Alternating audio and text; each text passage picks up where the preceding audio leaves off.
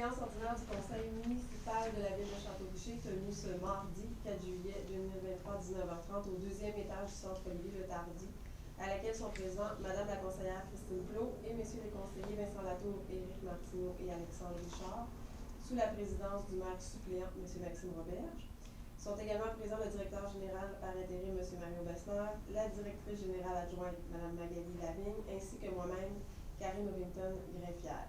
Élément présent à l'ouverture, forme quorum et la séance ordinaire du 4 juillet 2023 est déclarée légalement constituée et ouverte à 19h30. Parfait. Merci beaucoup, Mme Ovington. Donc, bonjour à tout le monde ici présent ce soir dans la salle, malgré la chaleur de juillet qui nous arrive d'un coup.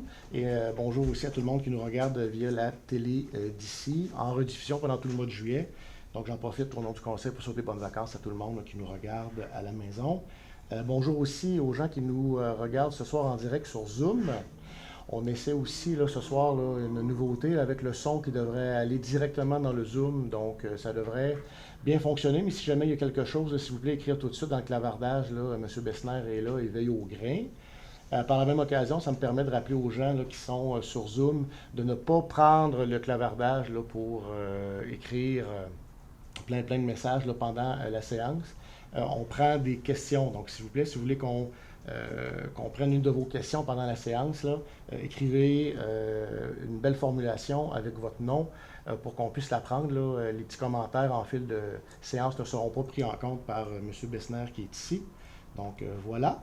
Donc, c'est parti pour l'adoption de l'ordre du jour de notre séance du 4 juillet. Considérant que l'ordre du jour respecte le règlement numéro 538-18 relatif à la régie interne des séances du conseil municipal de la ville de Château, et considérant que tous les membres du conseil municipal ont pris connaissance de l'ordre du jour préalablement à la séance et qu'ils renoncent à sa lecture, donc j'aurais besoin d'un proposeur, s'il vous plaît. Je vais vous poser, Alexandre. Donc, M. Richard nous propose d'adopter l'ordre du jour de la séance ordinaire du 4 juillet tel que déposé. Tout le monde est d'accord? D'accord. Oui. Excellent. Donc, adopté à l'unanimité. On y va avec le point 4, adoption des procès-verbaux. Le procès-verbal de la séance du 5 juin. Considérant que les membres du conseil ont individuellement pris connaissance du procès-verbal de la séance du 5 juin, considérant que tous les membres du conseil renoncent à la lecture du dit procès-verbal, j'aurai besoin d'un proposeur, s'il vous plaît. Je propose M. Maxime Maire, suppléant. Oui, merci beaucoup, M. Latour. Donc, le procès-verbal de la séance du 5 juin est adopté tel que présenté. Merci beaucoup. On y va, le point 5, la trésorerie. Donc, je vais déposer le rapport sur les autorisations de dépenses pour la période du 1er au 30 juin 2023. Donc, tel qu'à l'habitude, là, j'ai devant moi la liste des dépenses du mois et je vais faire la nomenclature là, des dépenses les plus importantes là, au-dessus du 5 000 $. Donc, on y va avec quelques dépenses en lien, bien sûr, avec le mémorial Olivier-Le-Tardy dont nous parlerons plus tard. Il faut savoir qu'il y a des subventions qui vont venir avec ça, on le spécifiera plus tard, mais aux 3 couvents, donc un montant de 6 800 $ pour la préparation d'expositions sur Olivier-Le-Tardy, 10 000 $ à l'Association des Tardis d'Amérique, 5 000 $ à Technoprofil, qui sont venus installer la dite statue. Quote-part, donc notre deuxième quote-part de 3 à la communauté métropolitaine de Québec, donc on a vu une bonne augmentation cette année. Comme plein d'autres choses, donc c'est 7 830 et 67 là, qui sont passés en juin à la CMQ. 15 003,21 $ à l'incinérateur. Donc ça, c'est un montant qu'on envoie à la MRC de la Côte de Beaupré. Donc maintenant, nos déchets sont envoyés à l'incinérateur pour incinération. Il y a un frais là, qui se rajoute qu'on n'avait pas avant. Donc c'est 15 000 $ qui est parti en juin pour apporter tous nos déchets à l'incinérateur de Limoilou. Notre dernière quote-part de l'année à la régie de l'Aréna Côte de Beaupré, 18 297 $. On a versé aussi 1 812 à Bois-Châtel et 4 129 à Sainte-Anne pour de l'entraide d'incendie, là, pour les incendies qui ont eu lieu et un accident d'ailleurs aussi dans le dernier mois. Collecte d'ordures, donc Villéco, un montant de 59 068,70 $. Donc là aussi, on a dû essuyer une bonne augmentation avec le nouveau contrat. Donc, c'est un montant là, pour ce mois-ci assez imposant. En diesel, on a 14 000 à SG Énergie. La tourbe, donc, on a procédé au verdissement là, autour du skatepark, près du parc Canin. Donc, 4 222 $ là, à Richer-Boulet pour l'installation de la tourbe. Nos employés l'ont fait, mais la tourbe était à 4 222. Édifugère, 18 327, les conteneurs de l'éco-centre. Le lignage qu'on a fait là, cette année au mois de mai, juin, début juin, donc c'est 20 120,64 $, une augmentation aussi par rapport à l'année passée qui était, je pense, à 17 000. Donc, Promarquage de la capitale qui nous a fait ça cette année rapidement. Hydro-Québec, 7 782 en électricité. Le déjeuner reconnaissance, 5 892 $. Pour dire merci à nos bénévoles, c'était en avril. La facture est arrivée. Capital en fête, c'est pas un montant en haut de 5 000, mais je voulais quand même dire qu'on a eu une dépense de 1 899,24 $ pour la location des jeux gonflables. Donc, dans le cadre de la fête nationale, donc 1 900 $ pour ça. Le cinéma extérieur qui s'en vient au mois d'août, 1 115,26 $, le 19 août, je pense, on le rappellera plus tard. Et je termine avec les gilets du camp de jour.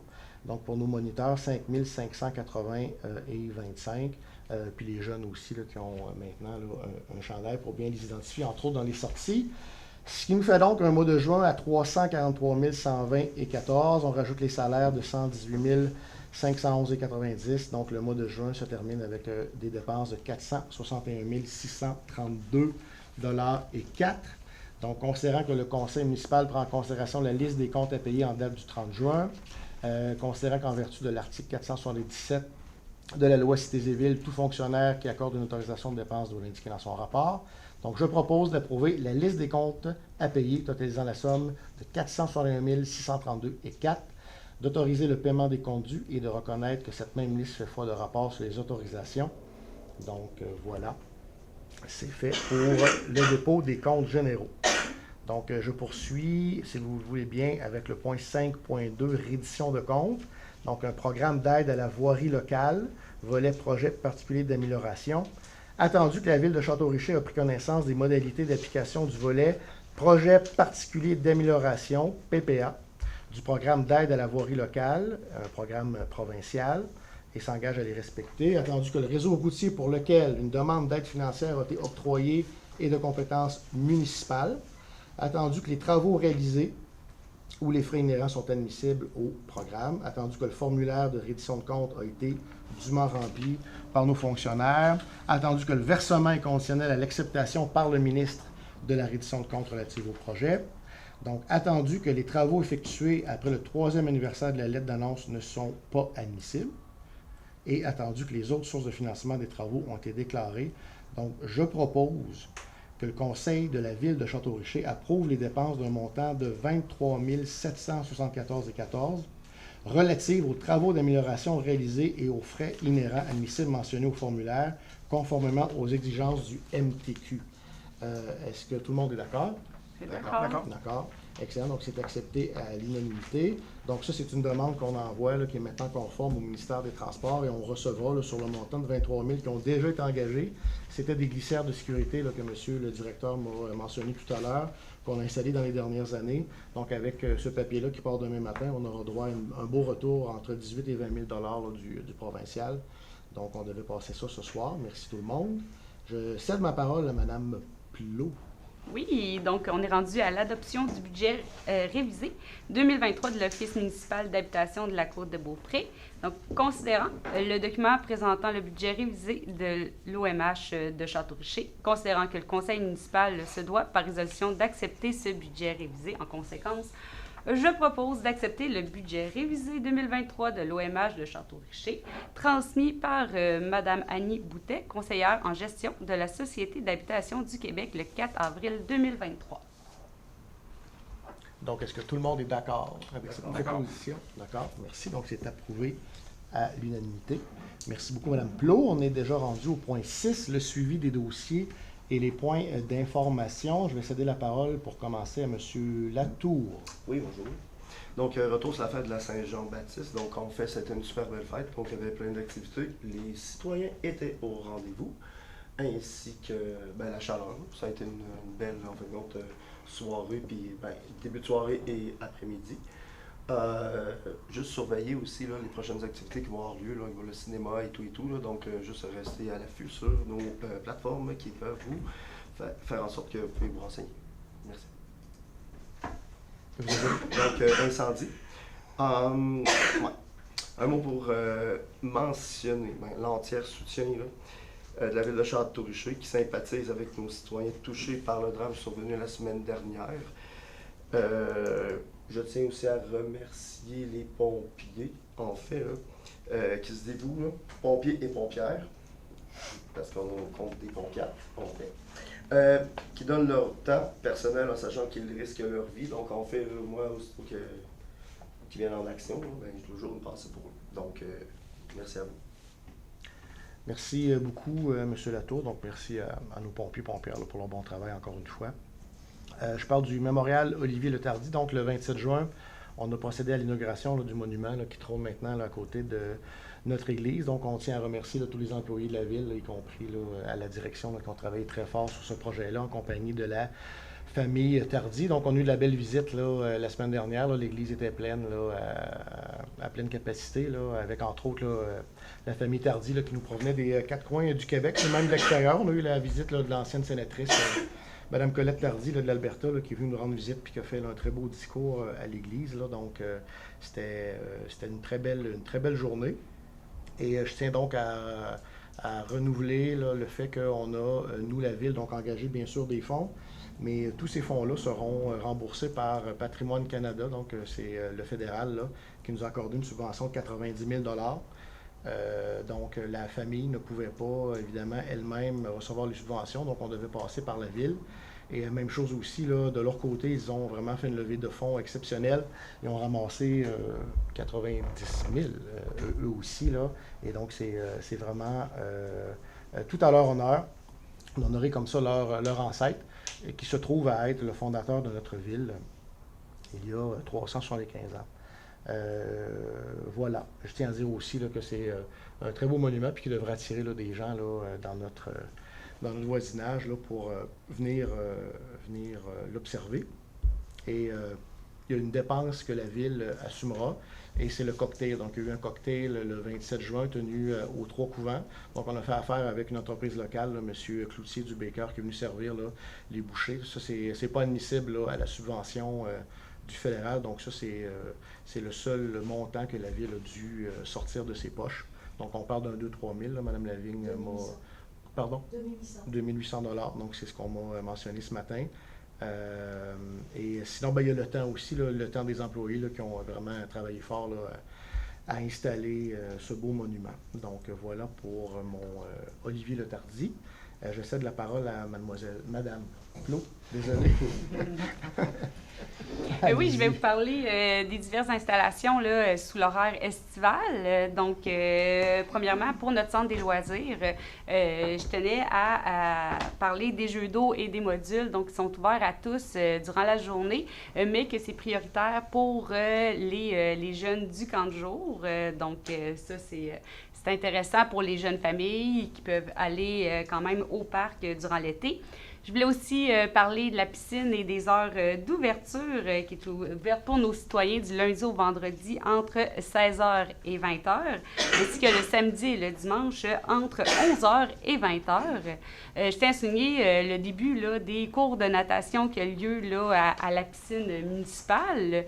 Donc, c'est les mardis et les jeudis. Les citoyens peuvent se baigner quand même, mais c'est quand même très bien fait. Là, il y a le corridor de natation là, de nage et au centre de la piscine. Donc, d'un côté, il y a les cours de natation. De l'autre côté, les jeunes peuvent aller, les jeunes et les moins jeunes peuvent aller se baigner. Donc, c'est super bien organisé. Puis, les jeunes inscrits sont vraiment chanceux de pouvoir avoir des cours de natation à même notre ville. Ensuite, pour le centre des loisirs, je voulais aussi parler du tennis. Les terrains de tennis en haut, c'est ouvert à tous les jours jusqu'à 22h. Par contre, entre le 10 et le 14 juillet, il va y avoir le camp d'été tennis qui va s'offrir ici à Château. Puis, les jeunes auront priorité à certains moments de la journée, c'est-à-dire entre 9h et midi, ainsi que de 14h à 16h. Donc, les jeunes qui sont inscrits au camp d'été de tennis vont avoir priorité.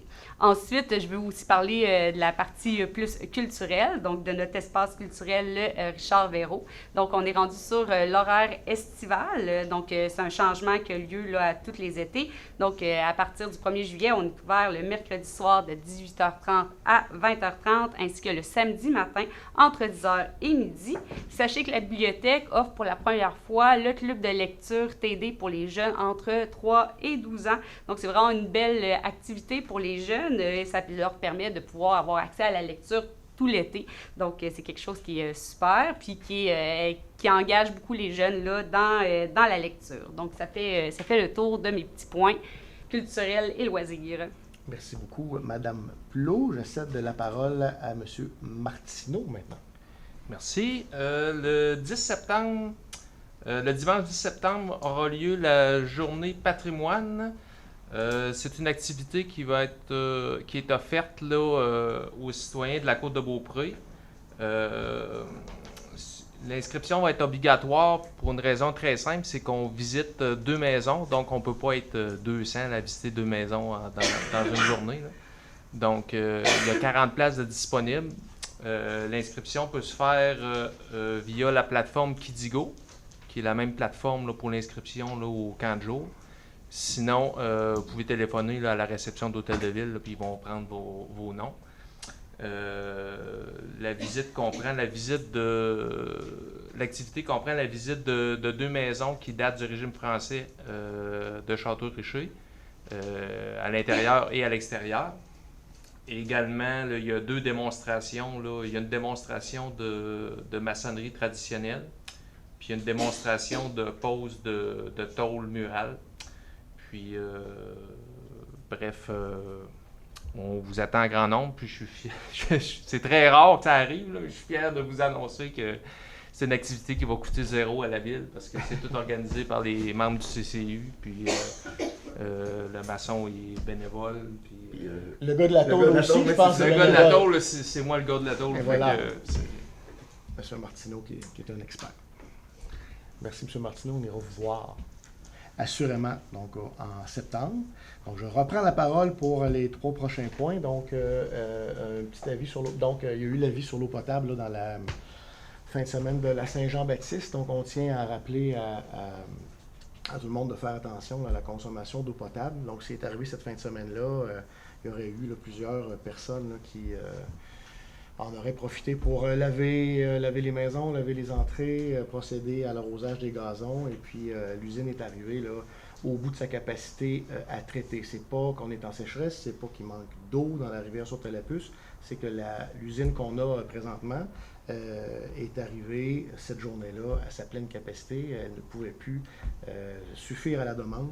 Donc, on demande vraiment aux gens là, de faire attention à la consommation d'eau potable.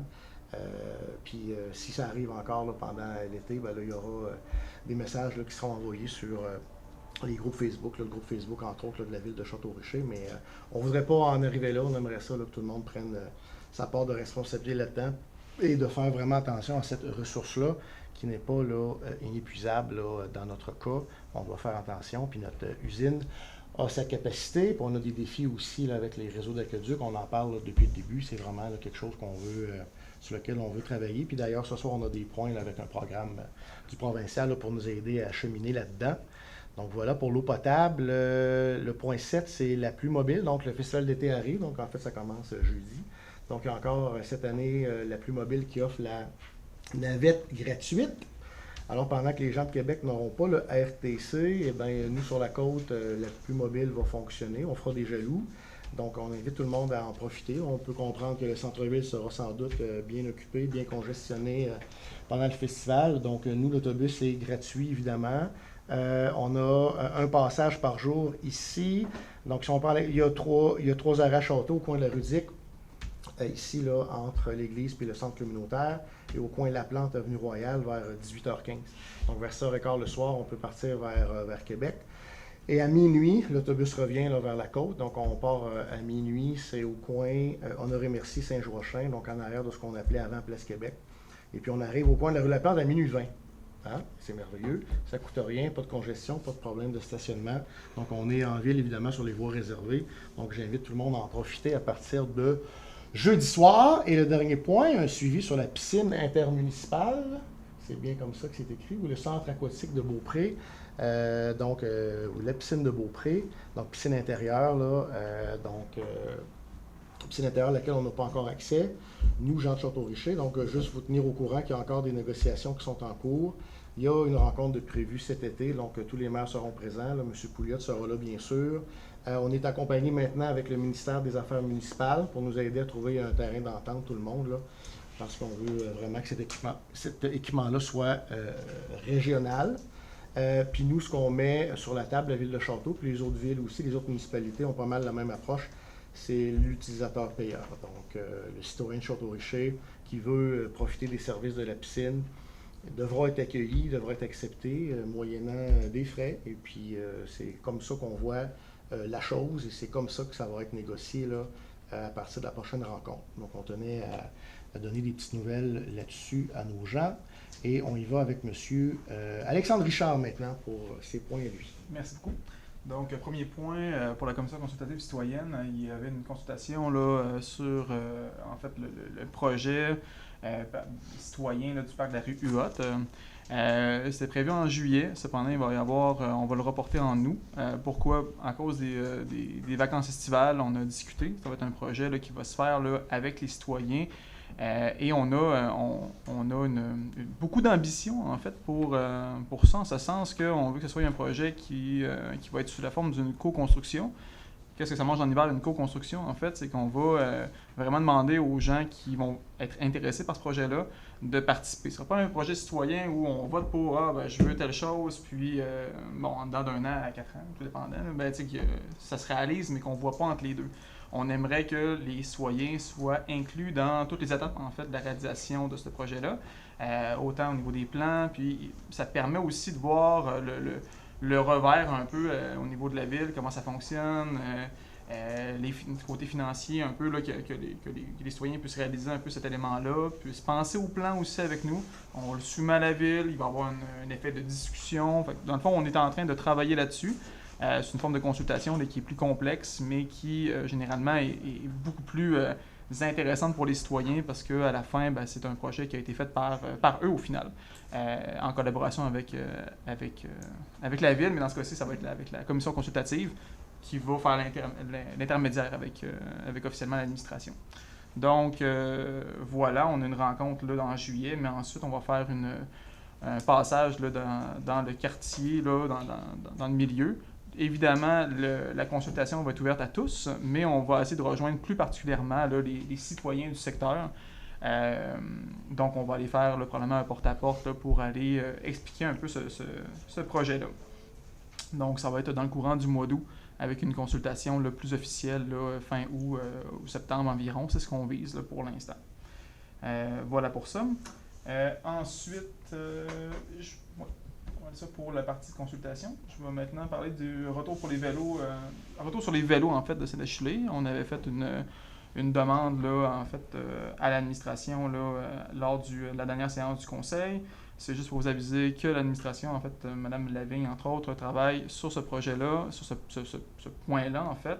Et que pour bien faire les choses, on s'est associé, je vais parler au on s'est associé avec la FQM, pour qu'ils puissent nous épauler dans le dossier et qu'on puisse donc avoir vraiment l'heure juste.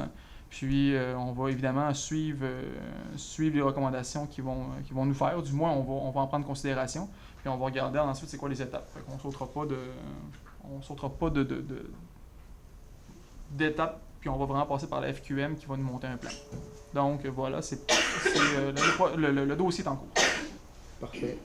Merci beaucoup, M. Richard. Merci tout le monde aussi pour ces beaux points d'information. On serait rendu au point 7, la première période de questions. Donc, on invite les gens là, à se présenter au micro, à se nommer comme à l'habitude et on vous accueille. On accueillera vos questions et commentaires. Bonsoir tout le monde. Bonsoir. Voyons. Comme ça fait longtemps que je ne suis pas venu, je vais essayer d'être... Pouvez-vous vous nommer, s'il vous plaît? Oui, Claude Véraud, rue du Couvent, Château-Richer. Merci. le journal Ici l'Info, le dernier numéro nous apprenait qu'il y a une citoyenne qui avait parti une page Facebook pour donner une image un petit peu plus positive de la ville. Alors, si vous voulez, je vais commencer avec une remarque très positive. J'en ai déjà fait part à M. Bessner. Il y a actuellement 3 postes qui sont affichés à l'Hôtel de Ville. Et à ma connaissance, c'est la première fois où je vois des postes décrits en fonction des besoins de la ville et non en fonction de quelqu'un qui est déjà employé de la ville puis qu'on veut mettre là. Alors, pour moi, c'est un grand signe de progrès. Alors, je félicite le conseil pour ça. Mais je n'ai pas juste des félicitations. C'est bien correct. Je voudrais revenir sur le compte de taxes qu'on a reçu. Pas tant sur l'augmentation de taxes, parce que quoi qu'en dise M. le maire et quoi que vous en disiez, il y a eu une hausse de taxes. Moi, je voudrais revenir sur le bulletin La Tribune Express. Je pensais que quelqu'un allait en parler avant aujourd'hui, mais personne ne l'a fait. Alors là, je voudrais avoir votre opinion là-dessus. Moi, je suis inquiet de voir à quel point votre administration confond un parti politique avec la ville de Château-Richer. Dans un compte de taxes, signé comme ça, je vous lis ce qui est écrit, « Votre équipe Gino Pouliot, agir ensemble ». C'est comme si le premier ministre du Québec nous disait, pour avoir de l'information, allez sur le site de la CAQ, puis abonnez-vous à notre page. C'est inacceptable. Et ça, on trouve ça même dans... J'ai lu le rapport, parce que ça m'intéressait, sur la circulation de la commission, la CCC, c'est ça? Oui. Bon, même dans ça, on invoque ça. Moi, je pense que à partir des dernières élections, M. Pouliot a été élu maire. Il est le maire de tous les citoyens. Et pour avoir accès à l'information, je n'ai pas à aller sur la page Facebook de son parti politique. D'ailleurs, je serais curieux de savoir ce que la Commission des affaires municipales en penserait et aussi ce que le directeur général des élections en penserait. Alors, j'espère que ma remarque est bien notée. Puis j'espère que vous partagez mon point de vue, puis que vous comprenez bien, surtout, j'en avais fait la remarque justement sur Facebook, et un de vos partisans m'avait dit que je ne comprenais rien. Alors moi, je pense que ma remarque est très pertinente, et ça devrait être effectif à compter de demain. Mais je comprends très bien, M. Véro, merci pour votre commentaire. Là. Pour ce qui est de la Tribune Express, là, que ce soit phrasé comme ça, là, je comprends très bien là, votre point. Cependant, pour une page Facebook, là, un parti politique peut avoir une page Facebook. Si vous allez sur un parti politique, la page de la CAQ, la page du Parti libéral du Canada, peu importe, là, ça existe. Et on met de l'avant souvent les réalisations de l'équipe, même si elle est au pouvoir. Là. Pas nécessairement mettre de l'avant des promesses dans une éventuelle campagne électorale. C'est ce qu'on fait. Et lorsqu'on publie des messages sur des réalisations, on fait bien attention de dire l'équipe du conseil municipal est fière d'annoncer telle chose. C'est comme ça que c'est phrasé. Oui, je comprends ça tout à fait. Si c'était sur le Facebook de la ville, je peux comprendre. Mais l'organe d'information premier pour les citoyens de Château-Richer, c'est pas la page Facebook d'un parti politique, c'est la page Facebook ou le site Internet de la ville. Oui. Moi, je pense que ça, c'est fondamental. Là. Oui. Du point de vue démocratique, moi, ça me paraît extrêmement important. Je comprends très bien. Puis Madame Lavigne, d'ailleurs, depuis son arrivée, c'est quelque chose là, sur lequel on travaille très fort là, pour la communication, pour améliorer la communication de la ville, améliorer le site Internet de la ville, améliorer la page Facebook de la ville, pour y retrouver là un maximum d'informations et d'annonces. C'est en cours. Bon, alors là, je vais arrêter pour tout de suite. Je vais revenir tout à l'heure si quelqu'un me laisse du temps. On peut y aller. On a du temps. On a du temps, M. Véro. C'est la troisième. C'est la troisième, mais quand vous serez tanné, vous m'arrêterez. Là, il faut que je me retrouve dans mes papiers. Ça, c'est pas... la semaine dernière, pas la semaine dernière, mais la dernière assemblée, j'avais envoyé un courriel à M. Pouliot. J'avais formulé une question. Je pensais que sur Zoom, on pouvait intervenir oralement, mais bon, j'ai compris après qu'on ne pouvait pas. Tant pis. En mars dernier, vous avez adopté un règlement, le règlement 604-23, relatif à l'occupation et à l'entretien des bâtiments qui s'appliquent et les sanctions qu'il prévoit. OK? J'ai fait une plainte qui relevait un peu de ce règlement-là. Moi, ce que je déplore un peu, j'ai vu M. Pouliot, là, je vous raconte comment ça s'est passé. Je l'ai vu, puis il m'a même répondu dans un courriel que lui, il ne voyait pas l'intérêt de poser cette question-là lors d'une assemblée, sous prétexte que ça donnerait des idées à des citoyens, parce qu'il y a toutes des procédures. Il faut faire une première plainte, une deuxième plainte, ensuite, il faut envoyer des avis, des amendes, etc. Ben moi, si on fait des règlements et qu'on n'est pas capable de les appliquer, moi, j'ai un problème avec ça, là. Tu sais? C'est comme, puis là, je fais le lien avec la route de Saint-Achillée. Moi, je n'ai pas besoin de consultation. J'en avais parlé ici. Le code de la sécurité routière est très clair. La Ville, si elle le veut, elle peut interdire les vélos dans la route Saint-Achillée et dans la route Saint-Ignace. Elle pourrait juste justifier en disant « l'état actuel de cette route-là ne permet pas ça ». Il y a 2 semaines, je suis monté à Saint-Achillée et j'ai été confronté à ça. Je vous jure qu'il faut être patient. OK? Bon, je pense que ça fait le tour de... Si je trouve autre chose, je reviendrai. Là, Pour ce qui est du règlement, là, le 104-23, je sais qu'il y a des démarches en cours. Là, on a jasé de ça là, avec M. Bessner, qui était aussi en copie conforme. Avec ça fait qui était adressé aussi aux membres du conseil. Là. Il y a des étapes, évidemment, là, puis je sais que M. Audet, là, notre inspecteur municipal, est là-dedans. Puis je comprends un peu la stratégie derrière ça, là, qu'on fait affaire avec des citoyens. Là, il y a un peu de psychologique là-dedans. Oui, mais ça fait 20 ans que les gens de mon secteur, on endure ça. Là, je vois bien ce qui se passe là, actuellement. Là. On a fait comme un petit aménagement, mais ça n'enlève pas les guenilles qui sont partout sur le terrain, ça. Oui. On paye des taxes, puis je pense qu'on a le droit d'avoir... C'est un beau quartier, moi je suis fier de mon quartier, puis je déplore ça. En fait, c'est un peu comme la route, le vélo sur la route. Moi, je pense que ce qui manque ici, c'est une espèce de volonté politique. Là. On ne peut pas plaire à tout le monde. Là. Quand on gouverne, ce n'est pas une émission de passe-partout. Là. Forcément, quand on prend une décision, il y a des gens qui vont être d'accord, des gens qui ne vont pas être d'accord. On essaie de prendre la meilleure décision pour l'ensemble des citoyens. Excusez-moi si je vous dis les choses très franchement comme ça, mais c'est mon point de vue. Conseils pour en parler, M. Verret. OK. Je vous remercie. Merci. Au revoir. Donc, il nous reste du temps sur une prochaine question. Bonjour, madame. Oui, bonjour, Marie-Ève Biloc. Je reviens sur l'usine pour la publication du 24 juin. Oui. Celle où elle a atteint sa capacité. Elle a atteint sa capacité, oui, parce qu'il y a eu peut-être une surconsommation. Si on rajoute les pertes qu'il y a dans le réseau, plus dans les bassins de rétention, on continue à développer la ville, ce qui est très bien. Qu'en est-il de l'usine? Oui. C'est parce que si on continue à développer, à avoir des pertes, bassins de rétention qui ne gardent pas l'eau, usine qui atteint sa capacité, rendue à 3e journée de beau soleil, on n'a pas de canicule encore, là. Non. Là, je me dis, ouf, 1 semaine et demie de canicule, ça a l'air de quoi? Moi, personnellement, ça me touche pas parce que c'est pas la ville qui fournit mon eau, je suis juste en haut de la prise d'eau, là. Je elle est pas loin de chez moi.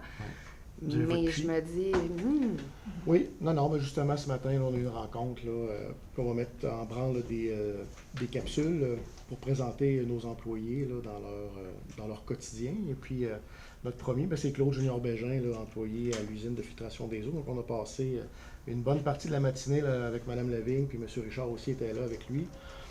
Et puis, il nous a mentionné qu'avec le Mont Champagneat, qu'avec le développement du Havre, là, la capacité de l'usine, elle est là. Donc, on a à se questionner, là, nous, comme conseil. Mais... Et on devra faire des choix là, pour l'avenir, parce que c'est une usine qui date de 1989. C'est ça, je m'en allais dire. Ça date pas d'hier que l'usine est déjà désuète, déjà depuis plusieurs années. On développe. Il va falloir faire des choix quelque part. Là. Oui, parce que pour l'instant, là, si vous nous parlez là, demain matin d'un développement de 400 maisons à Château-Richer, on n'a pas la capacité, puis les taxes augmentent. T'sais.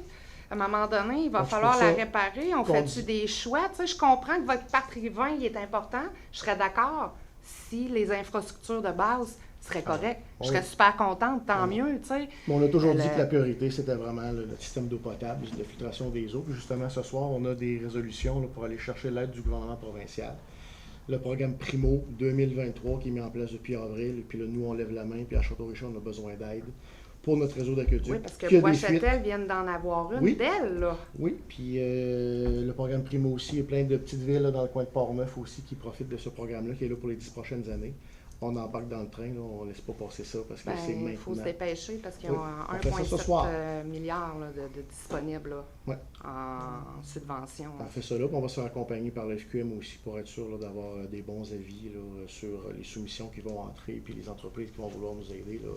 Ils ont un œil d'aigle, là, puis ils envoient tous les jours. Ils vont nous accompagner là-dedans. C'est ce qu'on passe ce soir là, dans nos 2 résolutions. Parfait, merci. Merci, Mme Bilotte.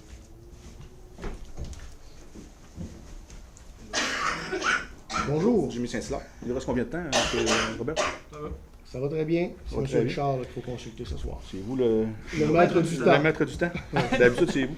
Ouais, ouais. Vous avez mentionné tantôt que vous avez consulté la FQM pour les vélos dans la route Saint-Achely-Saint-Ignace. Oui. Vous voulez faire. Mais en quoi la FQM va nous aider? Parce que, tu sais, la FQM, nous autres, sont pour les vélos. Non, c'est la Fédération québécoise des municipalités. OK. OK? Donc, c'est pas une organisation là, reliée au monde du vélo. OK. Nous, on est membre de la FQM en tant que petite ville, là, comme pas mal toutes les petites villes là, de la côte. Puis on va chercher de l'expertise, puis des idées, puis des manières de faire pour pas justement faire des choses. Mais vous savez maintenant, M. Véro vous l'a dit, s'il y a une volonté politique, ça serait avec la problématique, là.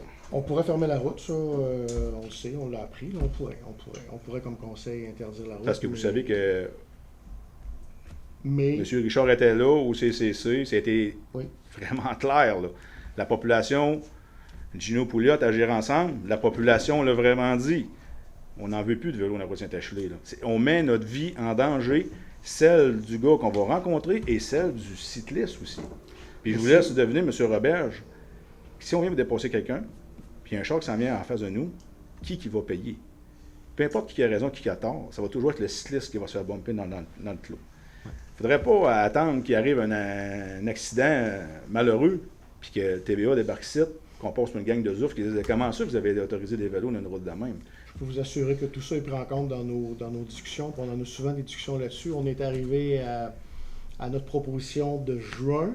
Et puis là, on vous donne la suite de cette proposition-là qu'on a fait en juin. Puis là, M. Richard, là, il y avait un point justement sur les vélos. Voulez-vous rajouter? Je vais me permettre en fait de dire que justement le contact qu'on a avec les FQM, c'est pour voir aussi les aspects légaux là-dedans. Donc, il faut vraiment prendre des bons choix. C'est pour l'aspect légal aussi qu'on fait appel à la FQM pour savoir les bonnes actions à faire au niveau légal.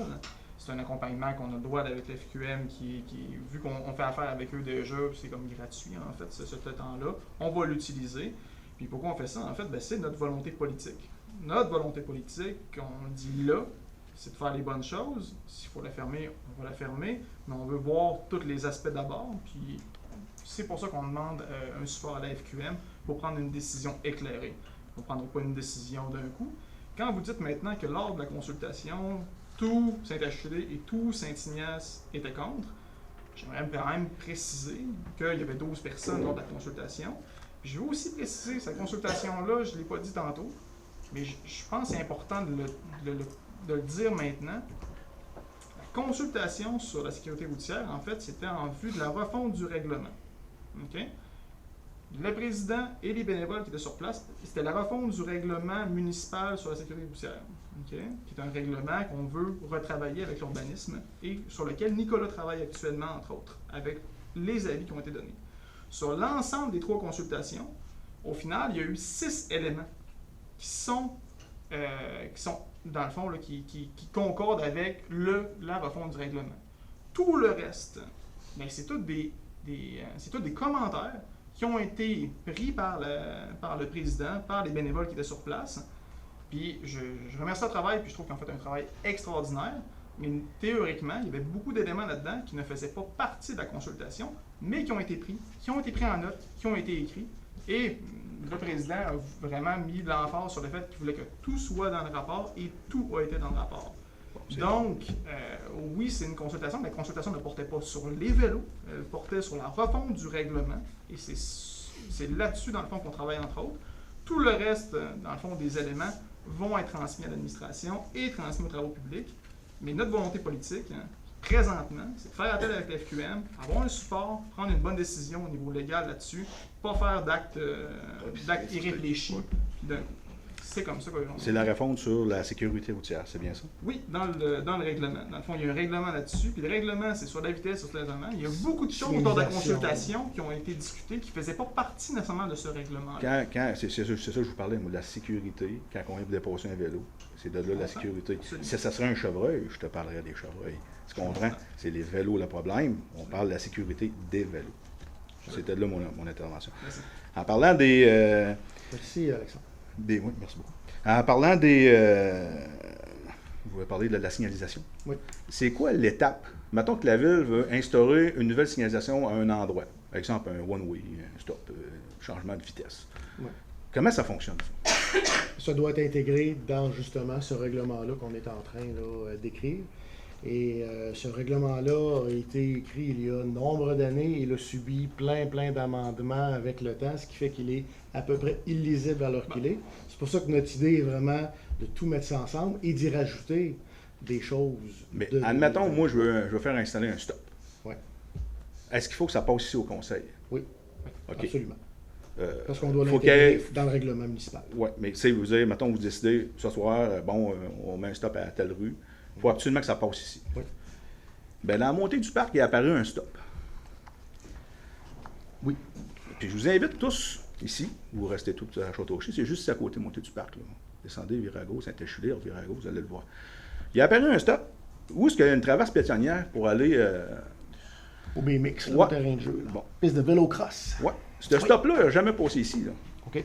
Puis je tiens à mentionner que ce stop-là, il est d'un seul côté. Oui.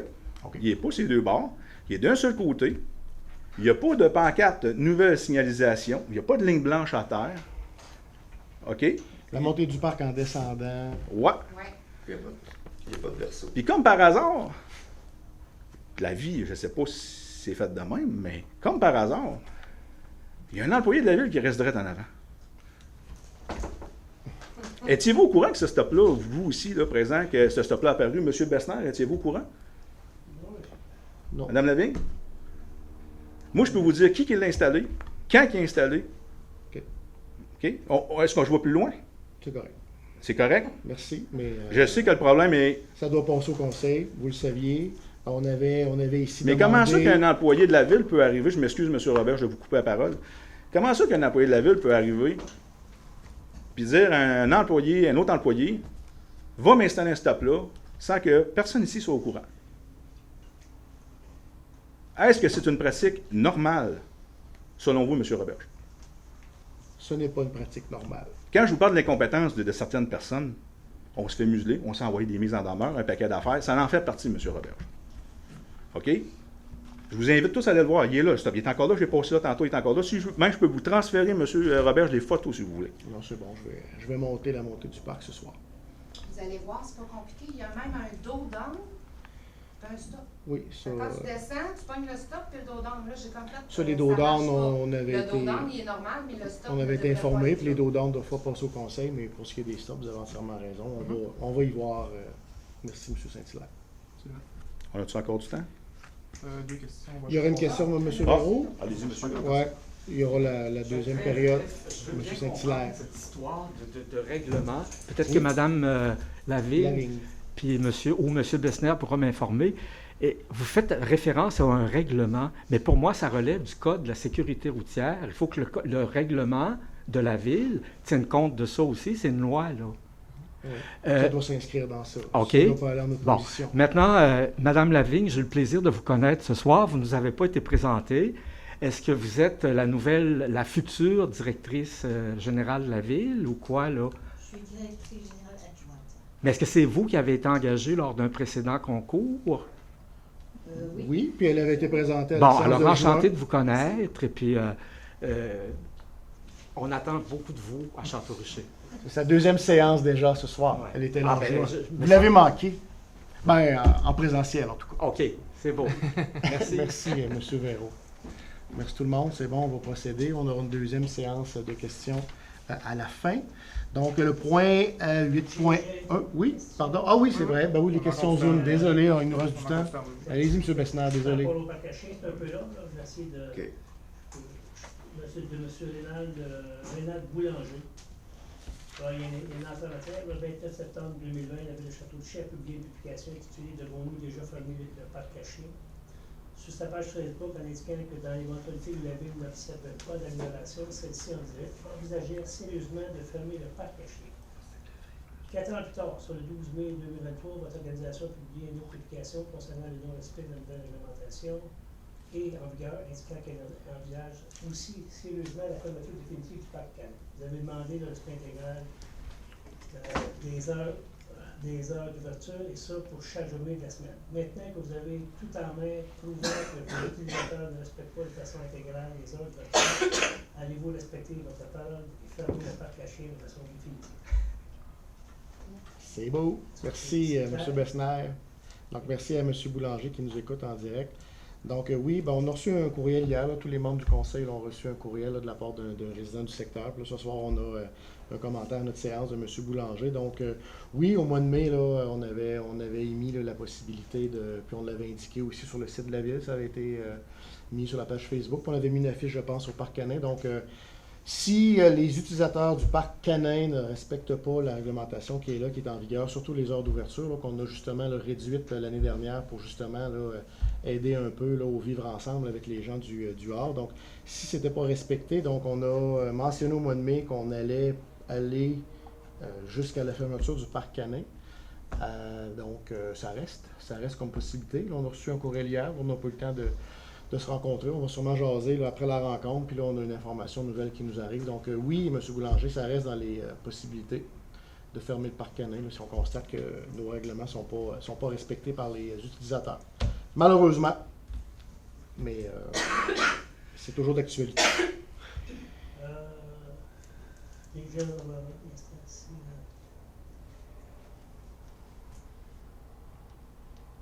Bon, là, c'est M. Boulanger, juste voir un peu comment répondre un peu. C'est pas une question qui me tend à répondre à la discussion. Bon. Donc, c'est complet pour l'instant sur le Zoom. Très bien, merci tout le monde. Donc, point 8.1, je cède la parole à M. Richard. Merci.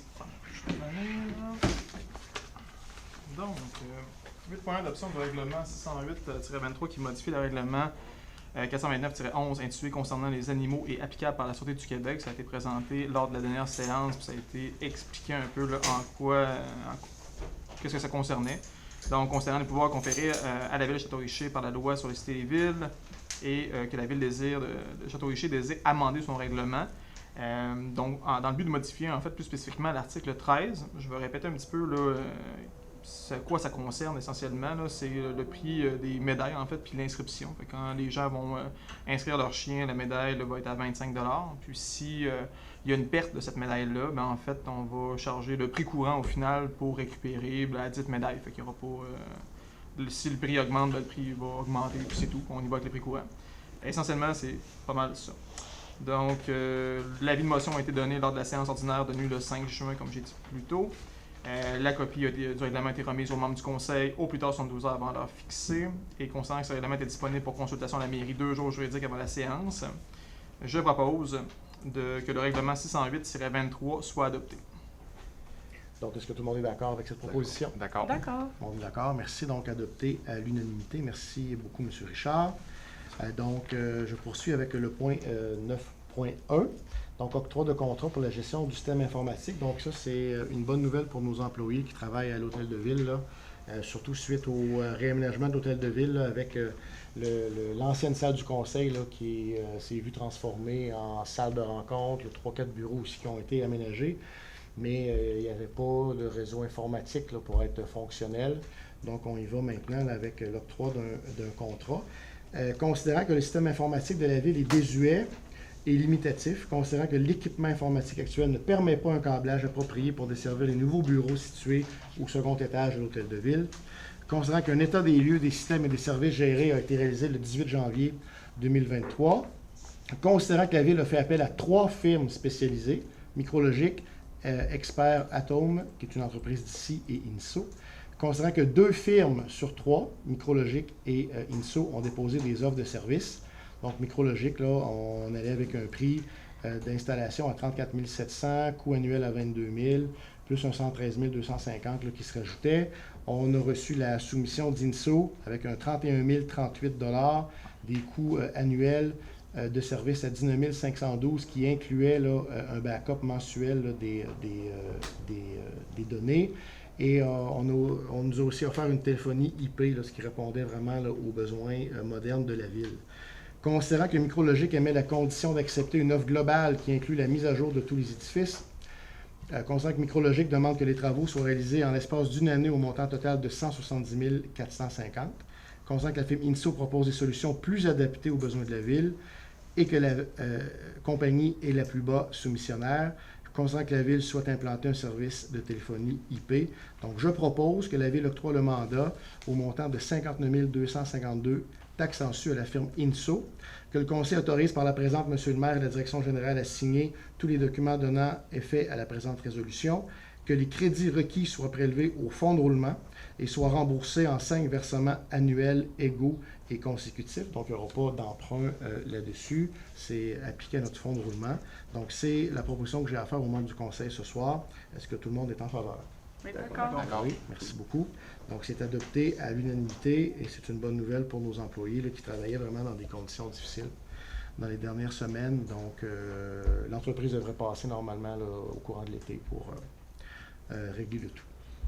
Donc, j'y vais maintenant avec l'octroi d'un mandat d'accompagnement pour la mise aux normes des installations de production et des systèmes de distribution d'eau potable. Donc, c'est ce dont on parlait tantôt là, avec nos questions. Considérant que l'accompagnement professionnel en ingénierie pour la mise aux normes des installations de production et des systèmes de distribution d'eau potable est requis, considérant que la FQM a depuis peu mis en place un service d'ingénierie en infrastructure qui offre un accompagnement professionnel et technique aux petites villes, considérant que la FQM a dressé une liste de services professionnels afin d'établir un prix budgétaire de ses honoraires dans ce projet et que cette liste d'activités est adaptative et évolutive selon les particularités de notre dossier. Donc, ce que la FQM là, va nous aider à faire, d'abord, la bonne nouvelle, ils vont pouvoir là, se servir du rapport d'AUSI qu'on avait fait préparer par Stentec, là, qui avait étudié là, notre usine d'eau potable. Ça, c'est pas jeté aux poubelles, ils vont partir de ça pour continuer là, leur étude. Donc, ils vont nous aider à définir là, les travaux prioritaires avec le personnel exploitant. Donc, on parlait tantôt de M. Junior Bégin. Ils vont nous aider dans la demande d'aide financière. On va en parler tantôt là, du sous-volet 1.1 du programme Primo 2023. Ils vont nous aider dans le suivi de la demande qu'on va faire avec le ministère des Affaires municipales puis le ministère de l'Environnement aussi, évidemment, qui est vraiment là, partie prenante quand on parle d'infrastructure d'eau potable. Support dans les démarches sur le réseau d'eau potable, préparation des documents d'appel d'offres, on va faire ça avec eux. Donc, considérant qu'une offre de la FQM a été reçue par la Ville pour le volet mise aux normes des installations de production et des systèmes de distribution, donc c'est vraiment l'usine et aussi là, notre système d'aqueduc qui fuit, comme on vous le dit là, depuis bientôt 2 ans. Donc, tout ça au montant forfaitaire de 20 000 $, taxes en su, donc selon nos besoins. Donc, c'est un montant forfaitaire, là, ça va varier selon nos besoins et les demandes qu'on aura à leur faire. Considérant que ce service d'accompagnement adaptable selon les besoins vise à fournir une assistance technique et administrative dans les différentes étapes du projet. Donc, je propose que le Conseil accepte l'offre de service de l'FQM pour l'accompagnement du volet mise aux normes des installations de production et des systèmes de distribution d'eau potable, que le Conseil autorise par la présente M. le maire à signer pour le nom de la Ville tous les documents donnant effet à la présente résolution. Est-ce que tout le monde est d'accord? D'accord. Tout le monde est d'accord. Merci beaucoup. C'est une très bonne nouvelle. Donc, merci beaucoup. C'est adopté à l'unanimité. On y va maintenant avec notre dossier là, du service de l'urbanisme. Donc, je cède la parole à M. Latour. Merci. Donc, 10.2, construction d'une résidence bifamiliale sur la rue Laverdière, lot 4 584 525. Donc, considérant que le requérant soumet une demande pour la construction d'une résidence sur ce dit lot, considérant que le CCEA a émis le 20 juin dernier un avis favorable quant à la construction d'une résidence bifamiliale sur ce dit lot, conditionnellement au respect des commentaires suivants, que le début de l'escalier de la résidence donne accès à la rue Laverdière, que les coins des murs de la résidence devraient arborer une moulation de couleur graphite, qu'en cour latérale gauche ainsi qu'en cour avant de la résidence, que soient plantés des arbres qui respecte les dimensions des recommandations émises par le CCU. En conséquence, je propose d'adopter, que le Conseil adopte, d'autoriser la construction d'une résidence sur le dit lot, contrairement au respect des commentaires émis par le CCU. Merci beaucoup. Est-ce que tout le monde est d'accord? D'accord. D'accord, excellent. Donc, c'est adopté à l'unanimité. Merci. Monsieur Latour, on poursuit. Oui, modification de l'enseigne sur socle, 7790 boulevard Sainte-Anne, donc ancienne pharmacie. Considérant qu'une impression numérique sur acrylique existante permettrait d'annoncer l'entreprise boutique de vélos électriques, considérant que le CU a émis le 20 juin dernier un avis favorable quant à la modification de l'enseigne sur socle de la dite adresse commerciale. En conséquence, je propose que le conseil municipal autorise la modification de l'enseigne sur socle située à la dite adresse. Est-ce que tout le monde est d'accord avec cette proposition? D'accord. D'accord. Oui, merci beaucoup. Donc, bienvenue aussi à cette entreprise, une nouvelle entreprise qui s'établit chez nous sur le boulevard Sainte-Anne. Monsieur Latour, merci.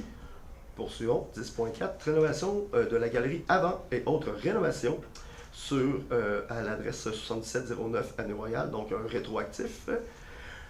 Considérant que le requérant soumet une demande rétroactive pour la rénovation de la galerie avant et autres rénovations à la dite adresse.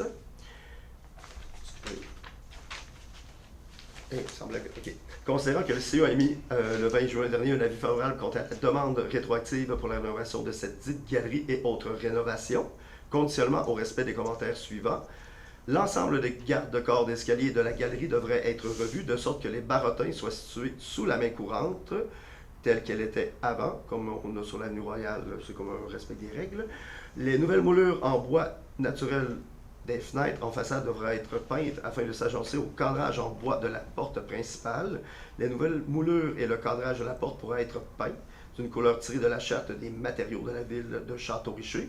Que les colonnes, les garde-corps des deux escaliers et le garde-corps de la galerie avant actuelle en bois naturel devraient être peints en blanc afin de s'agencer au revêtement extérieur de la résidence, ainsi que le cadrage de la porte principale et les moulures afin de s'agencer à ces éléments. Seuls les éléments en bois naturel devraient être le mur d'intimité, le soffit et la toiture de la galerie avant. En conséquence, je propose que le conseil municipal autorise la rénovation de la dite galerie et autres rénovations au 7709 Avenue Royale, contrairement au respect des commentaires émis par le CCU. Merci beaucoup, M. Latour. Est-ce que tout le monde est d'accord? D'accord. Excellent. Donc, c'est adopté à l'unanimité. Et j'en profite pour rappeler aux gens que c'est très important de demander un permis à la Ville lorsqu'il est question de rénover sa maison, surtout dans le contexte patrimonial où on se trouve là, sur l'avenue Royale. Là. Il y a encore malheureusement des gens qui font un peu à leur tête, alors qu'on a des gens dévoués là, sur le CCU qui sont là pour accompagner tout ce monde-là. Oui. Merci beaucoup. M. Latour, continuez. Merci beaucoup. Donc, ajoute d'une remise de rue Filion.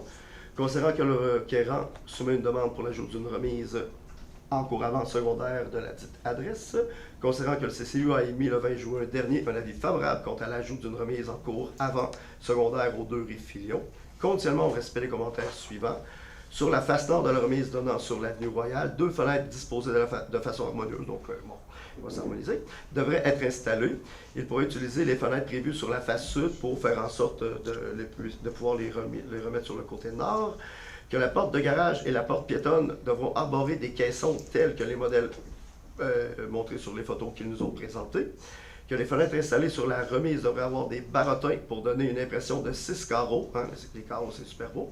Tel que le modèle observable sur la remise jaune présenté en référence par le requérant. En conséquence, je propose que le conseil municipal autorise l'ajout d'une remise en cours avant secondaire à la dite adresse, contrairement au respect des commentaires émis par le CCU. Merci beaucoup, M. Latour. Est-ce que tout le monde est d'accord? D'accord. Oui, d'accord. Donc, adopté à l'unanimité. On cède maintenant la parole là, à M. Martineau pour notre premier PPC mois. Oui. Merci. Point 10.6. Projet particulier de construction, de modification ou d'occupation d'un immeuble, le 1 rue du Petit-Pré. Considérant que le règlement de zonage 575-20 a été adopté en mars 2020 et qu'il est toujours en vigueur, considérant que ce dit règlement de zonage régit les éléments dérogatoires protégés par des droits acquis, notamment les possibilités d'extension d'un usage dérogatoire dans un bâtiment dérogatoire ou non, et les dimensions des enseignes apposées sur la façade des bâtiments commerciaux.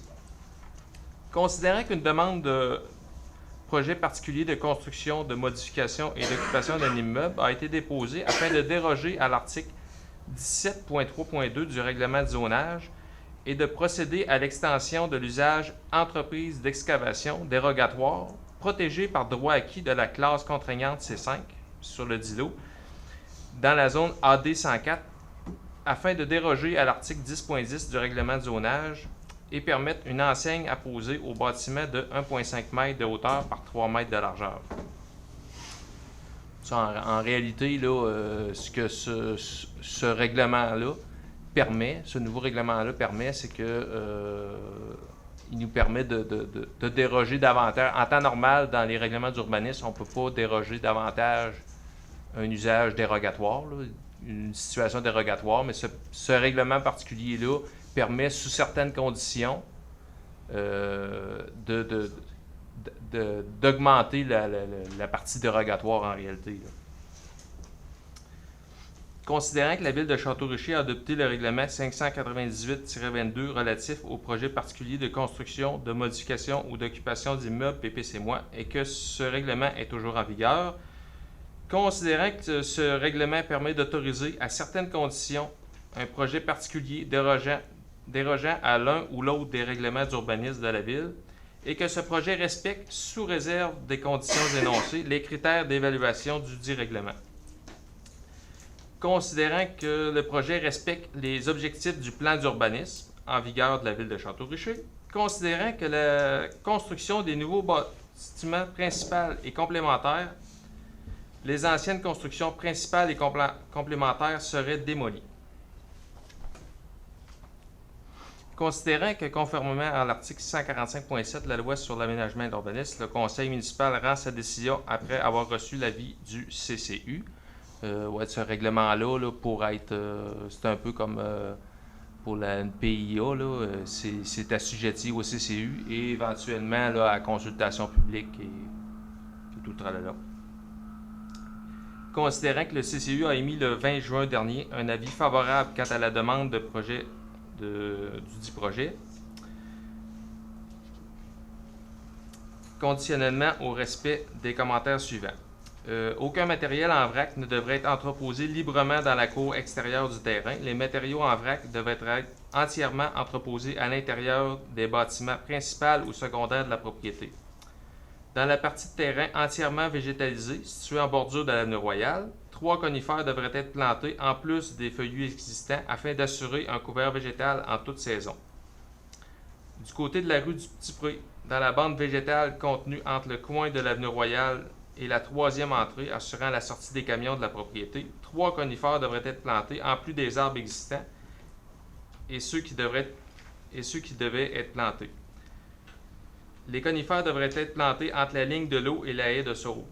Au besoin, la haie de sauge devrait être reculée sur le terrain afin d'assurer un espace suffisant à la croissance de l'ensemble des arbres plantés à cet endroit. Dans le fond, là, en réalité, le but de tout ça, là, c'est de cacher au maximum là, parce qu'on va se ramasser avec des camions, tout ça, là, puis étant donné que c'est proche de l'île Royale, proche de résidences, puis c'est un secteur qui est touristique, là, jusqu'à un certain point, là, proche de Moulin du Petit-Pré, tout ça, là, on désirait le cacher au maximum, là, puis pour cacher le bruit, tout ça, là, le bruit qui va être occasionné là, avec la végétation du côté de l'avenue du Petit-Pré. Du côté du boulevard Sainte-Anne, la bande de végétation située entre la ligne de l'eau et le stationnement pour les employés devrait avoir au moins 8 pieds de profondeur. Dans cette bande de végétation, un arbre devrait être planté à tous les 4 mètres. L'essence des arbres à planter à cet endroit devrait être à la discrétion du requérant. Du côté du boulevard Sainte-Anne, toujours dans la bulle de végétation prévue au coin Est et Ouest, un feuillu d'une essence atteignant une grande taille devrait être planté. Du côté ouest, c'est encore la même histoire, là, c'est de la végétation. Le mur de bloc architectural prévu dans la cour entre la zone de dépôt à neige et d'entreposage devrait avoir une hauteur maximale de 1,8 m. En conséquence, je propose que le conseil municipal autorise la demande de PPC-moi afin de déroger à l'article 17.3.2 du règlement de zonage et de procéder à l'extension de l'usage entreprise d'excavation dérogatoire protégé par droit acquis de la classe contraignante C5 sur le dit lot afin de déroger à l'article 10.10 du règlement de zonage et permettre une enseigne apposée au bâtiment de 1,5 m de hauteur par 3 m de largeur, conditionnellement au respect des commentaires émis par le CCU. Merci beaucoup. Monsieur Martineau, est-ce que tout le monde est d'accord?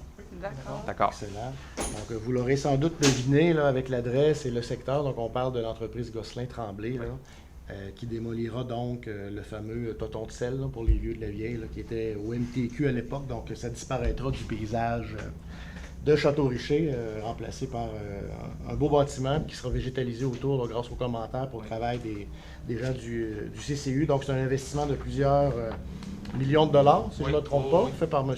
Gosselin, là, qui implante davantage son entreprise chez nous, qui a choisi Château-Richer, qui avait commencé ça à l'île d'Orléans, puis qui nous a choisi, puis on est bien content qu'il prenne de l'expansion. Donc, je cède la parole à Mme Plou, s'il vous plaît. Merci. Donc, on est rendu aux ressources humaines. 11.1, embauche d'une agente de bureau, poste temporaire à temps partiel. Considérant la charge de travail importante au niveau de l'administration, considérant l'offre d'emploi affichée publiquement pour un poste d'agent de bureau temporaire à temps partiel, considérant le processus de sélection mis en place afin d'évaluer les candidatures reçues, considérant la recommandation positive du comité de sélection à l'égard de Mme France Guérette, considérant que le conseil municipal est en accord avec cette recommandation, en conséquence, je propose de procéder à l'embauche de Mme France Guérette à titre d'agente de bureau pour un poste temporaire à temps partiel. Très bien. Est-ce que tout le monde est d'accord? D'accord. D'accord, merci. Donc, c'est accepté, adopté à l'unanimité. Merci, Mme Plot. On poursuit avec M. Richard. Donc, l'embauche, merci Monsieur le maire. Adjoint, embauche d'un préposé d'entretien du site des loisirs, emploi étudiant. Donc, considérant la charge importante de travail au site des loisirs. Donc, je propose de procéder à l'embauche de M. Charlie Lévesque à titre de préposé à l'entretien du site des loisirs pour une durée indéterminée. J'aimerais préciser aussi que jusqu'à présent, on ne me dit que du bien là, de ce jeune homme là, qui semble très bien travailler. Oui, c'est un garçon qui était là dans le cadre de ses stages à l'école Mont-Saint-Anne, qui poursuit son travail là, cet été sur le site des loisirs. Qui avait été bien apprécié là, par toute l'équipe. Hein. Bon, ben parfait. Donc, est-ce que tout le monde est d'accord avec cette proposition? D'accord. D'accord. D'accord, merci. Donc, c'est adopté à l'unanimité. Donc, bienvenue officiellement, M. Lévesque.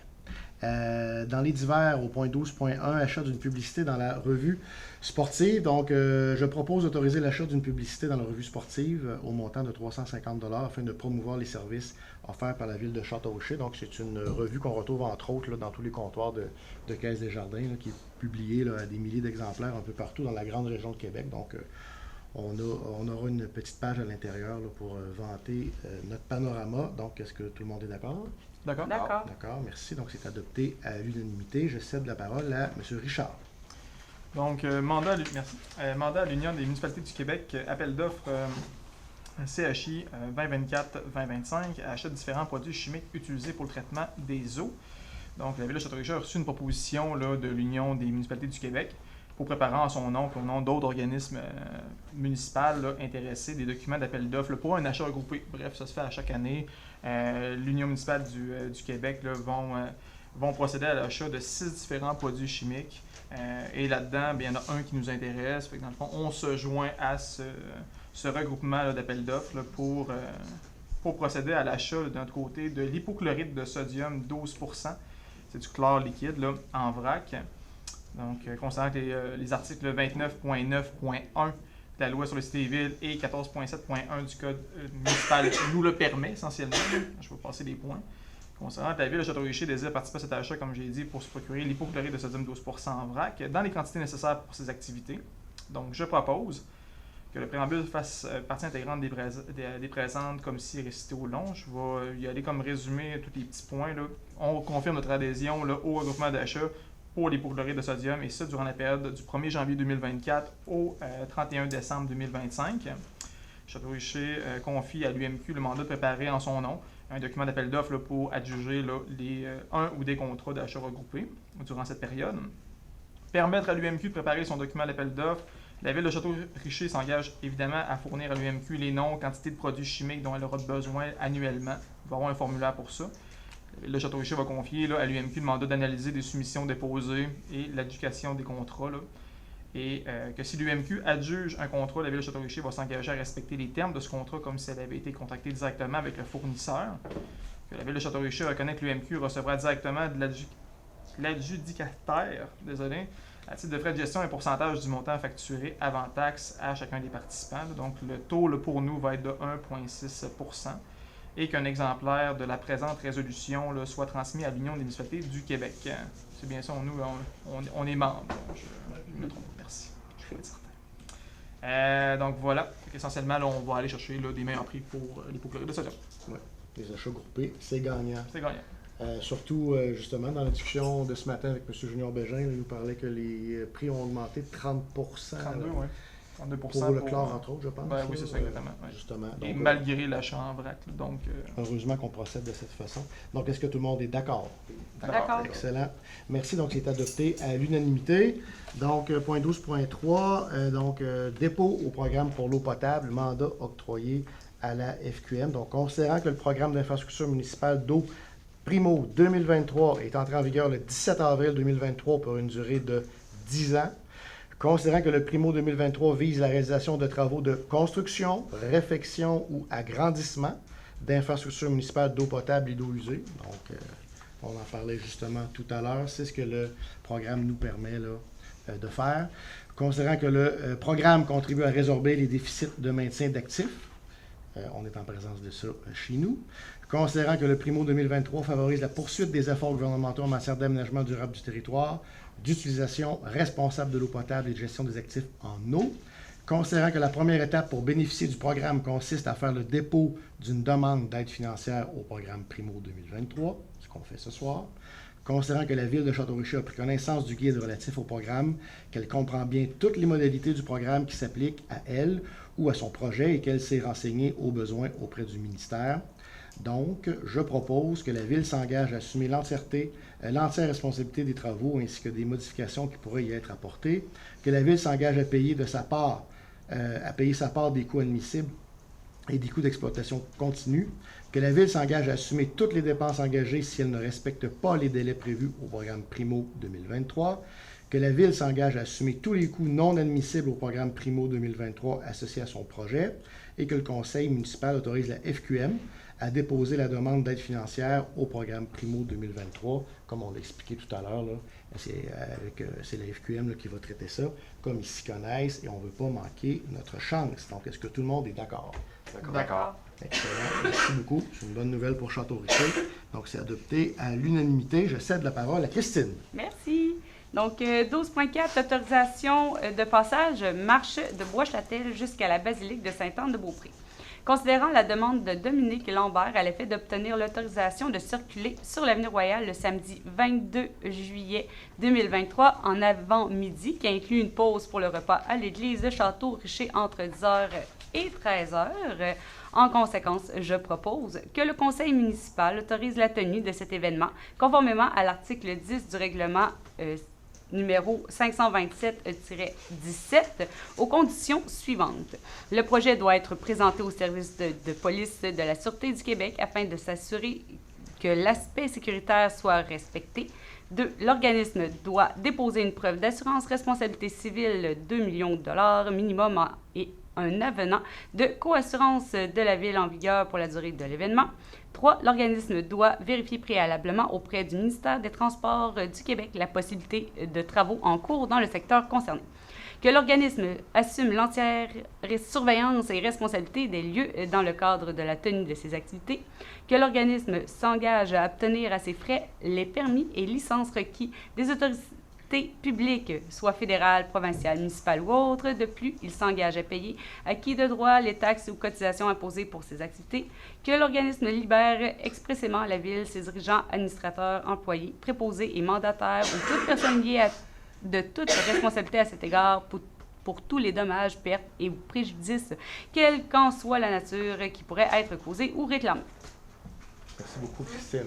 Est-ce que tout le monde est d'accord avec cette autorisation? Bon, d'accord. Excellent. Donc, on invite tout le monde à être très, très prudent samedi 22 juillet sur l'avenue Royale. Et bienvenue là, à Mme Lambert. Une autre, là, c'est une demande d'aide financière cette fois-ci. Je donne la parole à M. Martineau. Demande d'aide financière, Symposium Art et Reflets. Considérant qu'une demande d'aide financière a été déposée par l'organisme Art et Reflet à la ville de Château-Richer pour la tenue de leur symposium, considérant qu'une subvention d'un montant de 5 000 $ a été prévue au budget 2023 pour le dit symposium, considérant que la ville contribue à l'événement en fournissant des équipements et de la main-d'œuvre pour une somme additionnelle d'environ 10 000 $, considérant que le symposium est un événement rassembleur pour les citoyens, les artistes et les visiteurs, en conséquence, je propose d'accepter la demande d'aide financière déposée par l'organisme Art et Reflet pour la tenue de leur symposium 2023 qui aura lieu du 4 au 6 août, sous réserve de la présentation d'une reddition de compte dans les 30 jours suivant la clôture de l'événement, revenus et dépenses de l'événement. Également, là, 80% du montant là, sera versé immédiatement. Et puis la balance, là, ce sera suite à la reddition de compte. Excellent, merci. Est-ce que tout le monde est d'accord? D'accord. D'accord, excellent. J'en profite pour remercier Mme Tanguay et toute son équipe de bénévoles là, qui travaillent très fort pour nous faire un bel événement, très couru, très populaire. Donc, le 4 août, c'est un rendez-vous. Le point 13, correspondance à M. Bessner ou Mme Lavigne, Mme Ovington. Pas de correspondance pour le mois de juin. Merci beaucoup. On est à la deuxième période de questions maintenant. Est-ce qu'il reste des questions à répondre? Excellent. Rebonjour, Marie-Ève Biloc. J'ai fait une demande d'information, le mois de juin, concernant, pour mettre au fait les citoyens, excusez, je cherchais le mot, pour mettre au fait les citoyens, selon certaines choses qui sont dites. Excusez, j'ai de la misère avec ma voix. Certaines choses qui sont dites ou écrites, la Ville se sert d'une politique qui s'appelle la politique de prévention de harcèlement, de l'incivilité et de la violence au travail. Donc, moi, j'ai fait une demande parce que malheureusement, c'est venu à mes oreilles qu'il y avait des mises en demeure qui avaient été faites.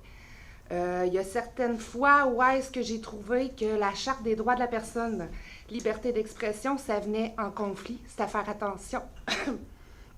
Excusez. Donc, moi, j'ai fait la demande de savoir le nombre de lettres ou de mises en demeure effectuées depuis le 1er janvier 2022. On m'a sorti l'article 53 et je précise le nombre. Le nombre ne contient aucune donnée sensible ou, dans votre cas, que vous appelez, selon l'article 53, de données personnelles. Donc, ça ne contient aucun nom, aucun renseignement personnel, que ce soit adresse, numéro d'assurance sociale, que ce soit numéro de téléphone. Il n'y a rien de confidentiel dans le nombre de lettres ou mises en demeure. Par contre, on m'a refusé pour l'article 53. C'est sûr qu'un avis de recours a été déposé.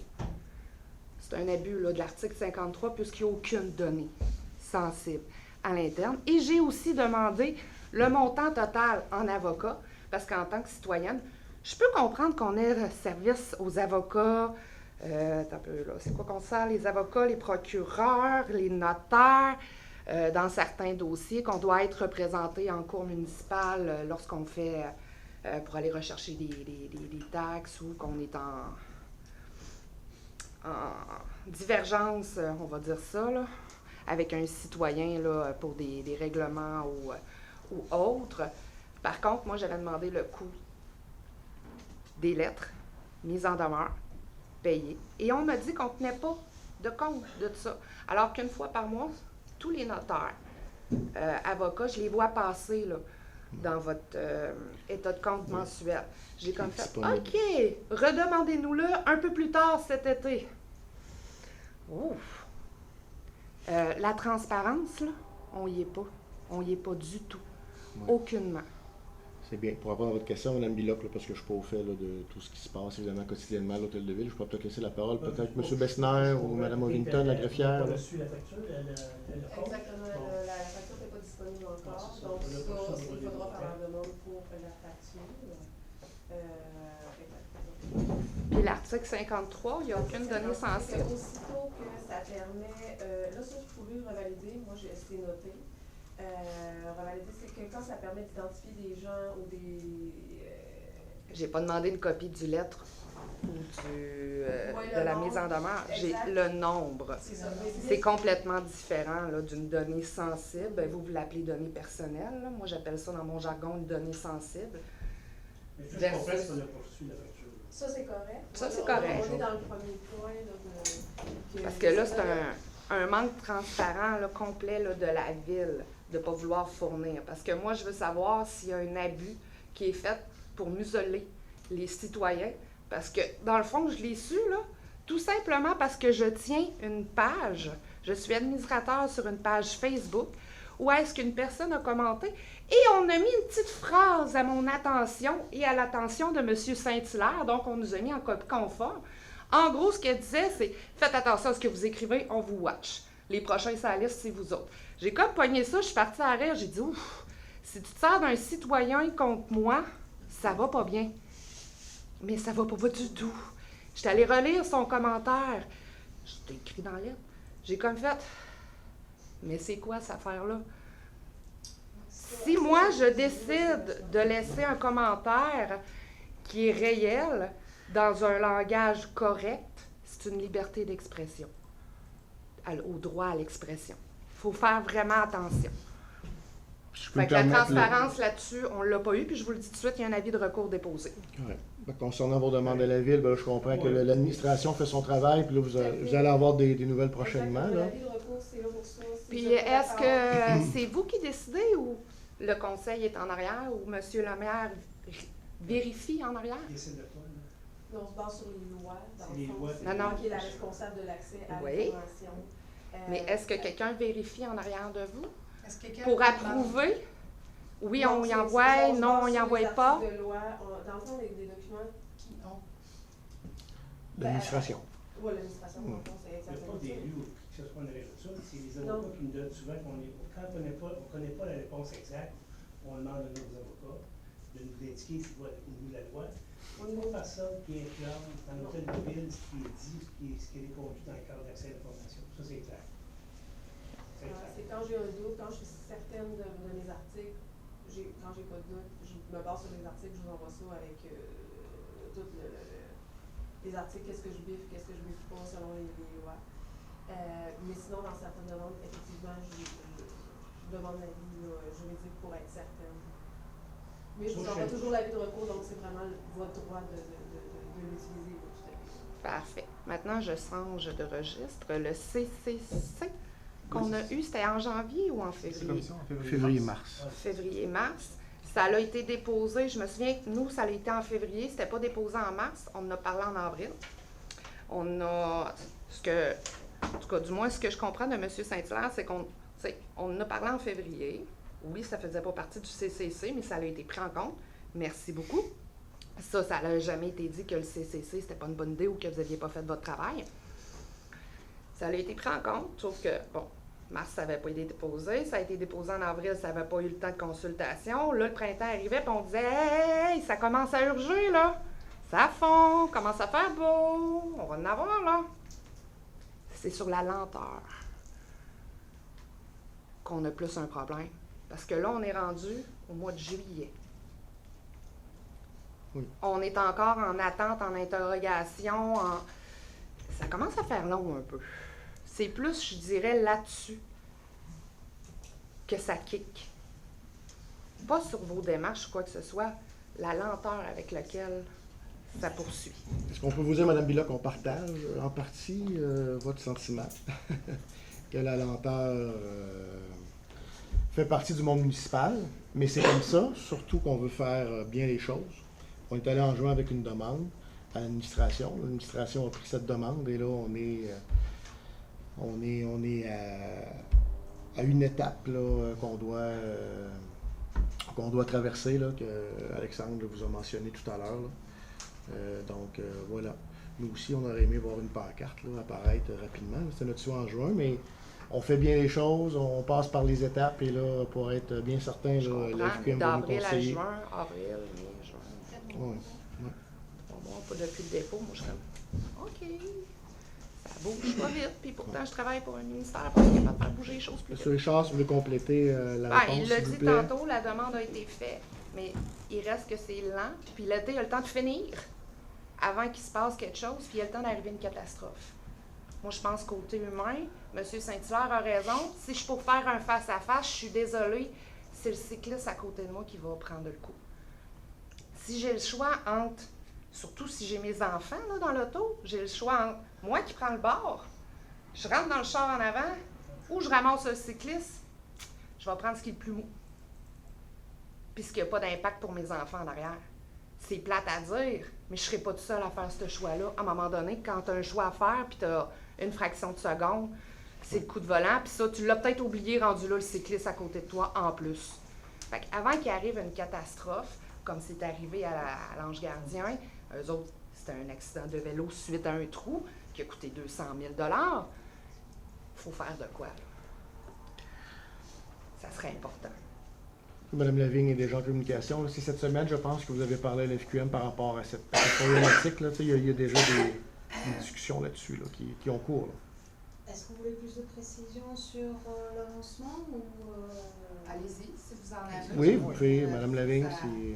Il y a au niveau légal un vrai questionnement à se dire si on interdit la route, parce qu'on a envisagé le tout, on a travaillé avec la LTQ, on a même travaillé avec l'étranger pour voir qu'est-ce qui se faisait dans ce type de position-là, pour regarder et pour avoir la signalisation adéquate et adaptée.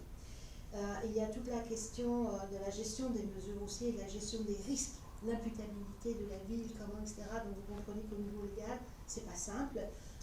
Le mandat m'a été confié en juin et depuis juin, je fais toutes les recherches et pour arriver et aboutir à obtenir les bonnes réponses au bon endroit, c'est d'abord une certaine démarche qui est au préalable assez difficile. On prend le bâton du pèlerin et puis on fait ses avancements. La FQM donc, nous aide beaucoup dans ce contexte-là parce que la FQM gère aussi tout ce qui est infrastructure sportive, donc connaît toutes les problématiques au niveau légal, toutes les problématiques au niveau responsabilité civile, etc., dans ce type de contexte-là. Maintenant, au niveau légal, l'idée de fermer effectivement la route présuppose un questionnement qui est le suivant. Sommes-nous en droit d'avoir deux catégories de citoyens, à savoir ceux qui se déplacent en véhicule ou les cyclistes? Donc au niveau légal, là, il y a un flou artistique et c'est là-dessus que nous travaillons actuellement avec la FQM pour avoir les bonnes voies de passage, toute la gestion de risque qui va avec, mais pour avoir vraiment un portrait très sérieux, d'avoir une véritable analyse de ce qui se passe là, comment, et quelle est la voie de passage au niveau légal pour arriver à la solution la plus optimale pour tout le monde. Donc je vous dirais qu'on n'est pas du tout en dormance là. Depuis un mois et depuis la dernière séance, je vous dirais que j'ai probablement des échanges en 2 jours avec différentes instances, etc. Donc c'est ce que je peux vous dire. Et effectivement, des fois la lenteur, mais enfin la lenteur, en un mois, on a quand même bougé énormément sur pas mal de dossiers aussi. Mais comme le disaient certains conseillers tout à l'heure, l'imputabilité de la ville et les vraies voies de passage au niveau légal sont primordiales. Il ne faut pas se tromper, il faut s'assurer que tout soit conforme et qu'à ce moment-là, on va arriver avec une analyse claire, un dépôt très très clair des options qui nous sont offertes et faire les meilleurs choix possibles pour le bien-être de tout le monde, et des cyclistes et de votre sécurité bien sûr aussi. Est-ce que ça répond un peu mieux à votre question? Un peu mieux, mais ça me dit juste que depuis le mois de juin, vous êtes sur le dossier. Avant, entre avril et juin, ça a pris du temps à bouger. M. Richard va vous répondre là-dessus, là, sur si je peux me permettre. cette période. Madame Magali, vous êtes arrivée quelle date Le exactement? 29 mai. 29 mai. Avant ça, on avait M. Bessin intérim qui travaillait sur beaucoup de dossiers. Donc, la demande, oui, c'était là, mais on était dans une phase de transition, si vous vous souvenez bien, dans ces mois-là. On a fait du mieux qu'on a pu. On a essayé de gérer les priorités. Et quand Magali est arrivée, ça a été sur la table c'est quoi, c'est le 4, est arrivé le 29, donc 5 jours plus tard. Puis il y a des discussions aussi à l'interne, là, on ne vous cachera pas qu'on est 7 personnes, c'est un dossier chaud, on a tous des idées, on a tous nos façons de voir les choses. Là. On en a discuté à plusieurs reprises au sein du conseil municipal, puis mes collègues peuvent en témoigner. C'est vraiment quelque chose qui nous est cher, là, à la sécurité de tout le monde. Et puis, on n'était pas nécessairement tous du même avis non plus. Non, ça brassait parfois autour de la table. On peut vous le dire. Ça ne brasse pas ici, mais on fait ça en dehors des caméras. Monsieur Véro, vous voulez reprendre le micro? Il reste à peu près... peut-être. Bref. Allez-y, Monsieur Véro. Bon, j'ai perdu mon idée. Ah oui. J'ai été bien déçu d'apprendre qu'il y a 2 ans à peu près, j'avais fourni une lettre d'appui à la ville pour faire poser un ascenseur dans l'édifice ici, parce que le petit escalier que tout le monde monte ici, là, imaginez-vous que si vous aviez 90 ans, montez ça. OK? Moi, j'étais découragé de voir que la ville n'a pas eu une subvention pour ça. Il y avait un problème quelque part. Moi, j'aurais voulu voir le formulaire de demande de subvention. Il y a quelqu'un, certainement, quelque part, qui n'a pas fait bien son travail. Non, vous étiez... C'était avant vous, M. Bester. Non, M. Bester, vous n'étiez pas là. Ah oui, vous étiez là déjà? À ce moment-là? En tout cas, moi... On n'a pas été choisi, malheureusement. Si vous voulez, ça me permet aussi de faire une réflexion plus générale. J'écoute Mme Billock, j'écoute M. Saint-Hilaire depuis quelque temps. Le constat que moi je fais, c'est que la ville, là, on est dans une situation économique dramatique. Et ça, il faudrait peut-être le dire.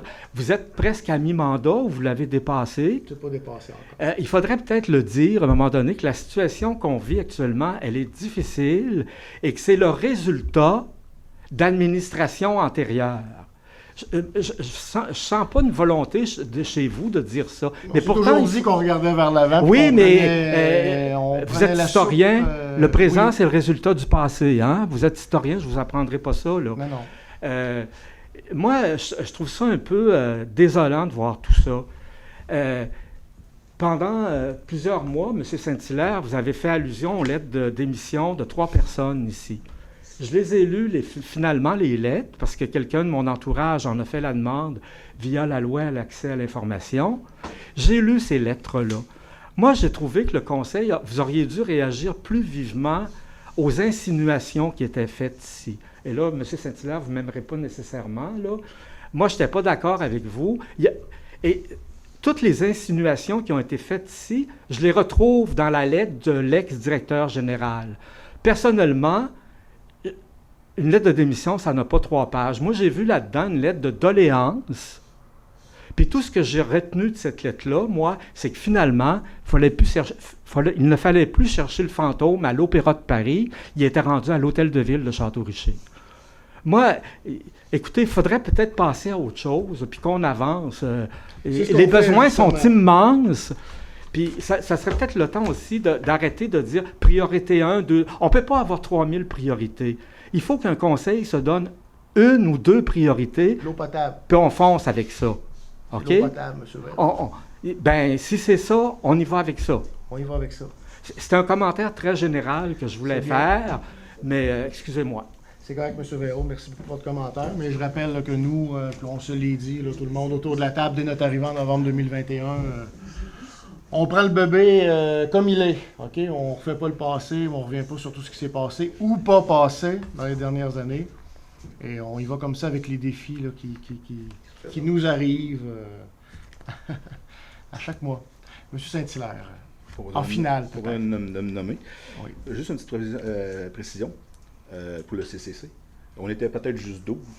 Mais dans le passé, quand la route avait été refaite en asphalte neuve pour la promesse électorale, c'est le passé. C'était pas vous. Non, c'est pas nous, mais c'est le passé. C'est le passé. Mais le passé est garant de l'avenir. Je tiens juste à vous mentionner qu'il y a eu des pétitions qui ont été faites contre les vélos. Parce qu'à ce moment-là, on a eu vraiment un flux. Avec l'asphalte neuve. Oh, oui, c'était incroyable. 98% des citoyens de Saint-Achille-Saint-Ignace avaient signé la pétition. Juste pour vous donner une idée. Vous avez dit qu'on était 12. Cette pétition-là est sûrement quelque part à la ville. Elle a été déposée à la ville. Je viens de vous entendre. Il était la même chose pour les camions. À un moment donné, ils descendaient du bois, du séminaire. Il y a eu une pétition. C'était Mme Picard qui l'avait faite dans le temps. Je me souviens. C'était genre 95% du monde. Là. Fait que tu sais, c'est 5 pour... Monsieur Roberge, on va faire affaire avec vous. Oui, allez-y. On va faire affaire avec vous. Le dernier coup que je vous ai parlé de la route Saint-Achille, ça a avancé. Oui. Bon. Tentez votre chance. Notre 10 000 d'asphalte qu'on se fait promettre, ça fait quelques mois. Oui. Il est rendu où? Il est parti de la Chine d'un bateau puis il s'en vient? Là, regardez, là, comme je disais tantôt, là, je suis au courant, évidemment, là, de tout ce qui se passe au quotidien, mais ma dernière rencontre avec M. de Repentigny, notre contremaître, là, date de lundi passé, puis on a parlé, entre autres, de la route Saint-Échille. Puis ce qu'il me disait, c'est qu'elle avait été marquée. Il y a des zones de réparation qui avaient été marquées. Et je l'avais vu là, la fin de semaine précédente parce que j'ai fait ma petite tournée, que je fais même l'été, pas juste l'hiver. Et puis, il attendait du beau temps. Là. On était dans une zone Cette semaine, il annonce beau. pluvieuse. Cette semaine est peut-être une belle période. Je ne sais pas ce qui est prévu. Si vous avez jasé avec lui dernièrement. Juste à titre indicatif, là, pour vous donner une idée, là, je suis parti avec mon tracteur, j'étais allé chercher mon bois chez ma belle-mère de la rue Biloc. Je suis monté. Fait qu'en tracteur, là, je peux pas aller vite. Comprenez, chez vous jusqu'à la rue Biloc. De la rue Biloc, aller chez nous. Oui, en montant avec 4 cordes de bois dans le trailer en arrière. Fait que vous comprenez là, que là, pas personne va dire que je suis allé vite. Là.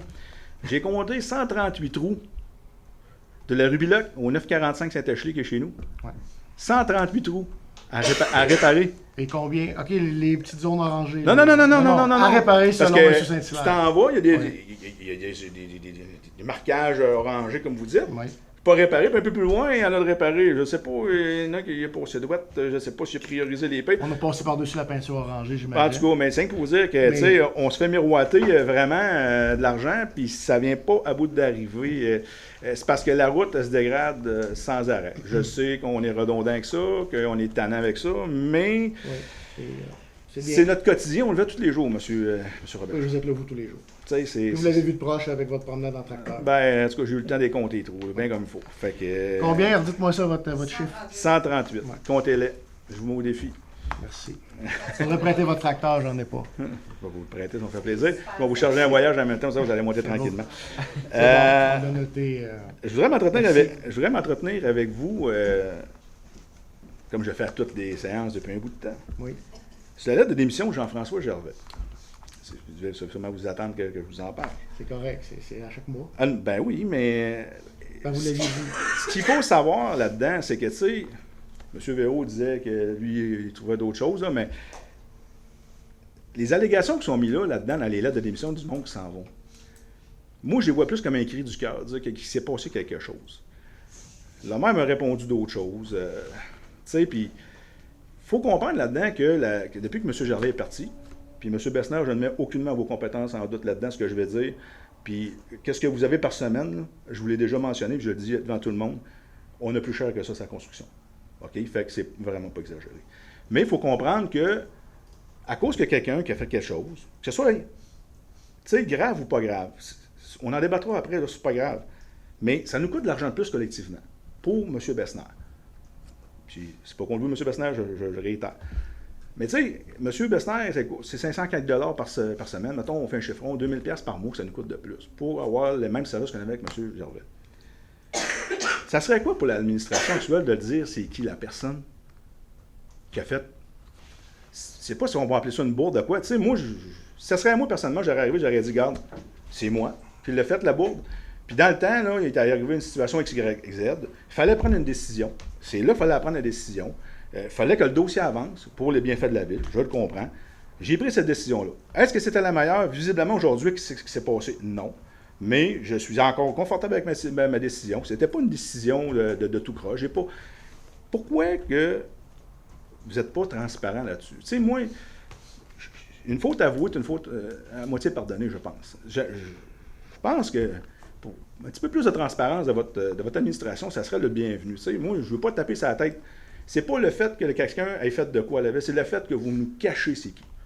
Parce que ce que la personne a fait, c'est ça, il y a rien que vous puis Jean-François qui savez exactement ce qui s'est passé, puis on ne le saura jamais.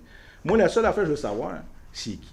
Puis c'est pas pour l'écœurer, c'est pas pour y taper sa tête, c'est pas pour le diminuer, c'est juste que vous faites démontrer une preuve de transparence là-dedans.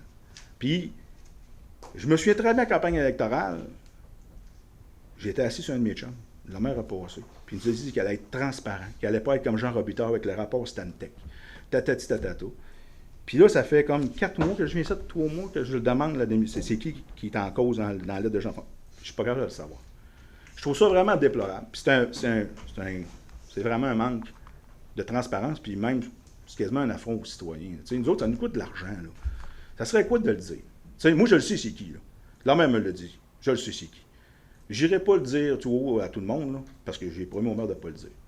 Mais je pense que la personne qui l'a fait, c'est ici ce soir, pourrait tout simplement faire son coming out. Dire, écoutez, c'est moi, je l'ai fait. Je suis désolé, mais après ça, le monde, ils jugeront si c'est bon ou c'est pas bon. Puis on peut même pas juger réellement ce qui s'est passé là-dedans. On n'était pas là, puis on le sait pas tout. OK. Êtes-vous prêt à dire c'est qui la personne qui est en cause dans la lettre de démission de Jean-François Gervais? Et voilà votre question, et qui clora notre Donc, j'avais encore de questions. Est-ce qu'il y en a une autre? Moi, j'ai d'autres questions. Vous, M. Besnard? Ben, on va y aller peut-être. Je vais répondre à ça, puis après ça, on va aller pour vrai là, sur le Zoom, là, les gens qui attendent. Merci, M. Besnard. Donc là, ben, je vais évidemment vous décevoir en vous disant qu'on va s'en tenir là, à la réponse qu'on vous sert là, depuis quelques mois. Ce qui a été écrit dans la lettre de M. Gervais, ben, personnellement, je trouve ça malheureux que ça fait partie de sa lettre de démission. M. Gervais avait ses raisons pour partir. Et puis les raisons qui lui appartiennent. On a rajouté ce bout-là. Ça lui appartient aussi, mais on n'en a pas personne. Puis c'est la décision qu'on avait prise ensemble là, en conseil. Et ça ne change pas. Et ça ne change pas pour l'instant. Cependant, je peux vous dire, là, je vais faire une ouverture positive. Ça nous a permis de rencontrer Mme Lavigne, là, qui est ici pour les bonnes raisons et qui fait un travail exceptionnel là, depuis son arrivée. C'est mon ouverture positive là, sur cette démission de l'hiver là, de M. Gervais.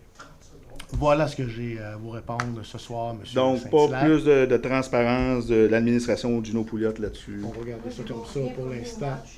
Regardez ça comme ça. Fait que là, je vais y aller, comme j'avais dit, M. Véraud.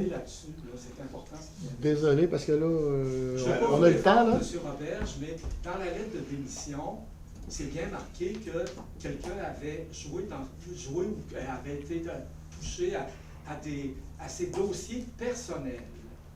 Moi, je ne veux pas vous défendre, mais vous avez là la défense qui vous convient, c'est-à-dire, c'est des dossiers personnels. Qu'est-ce que ça faisait sur le nuage de la ville?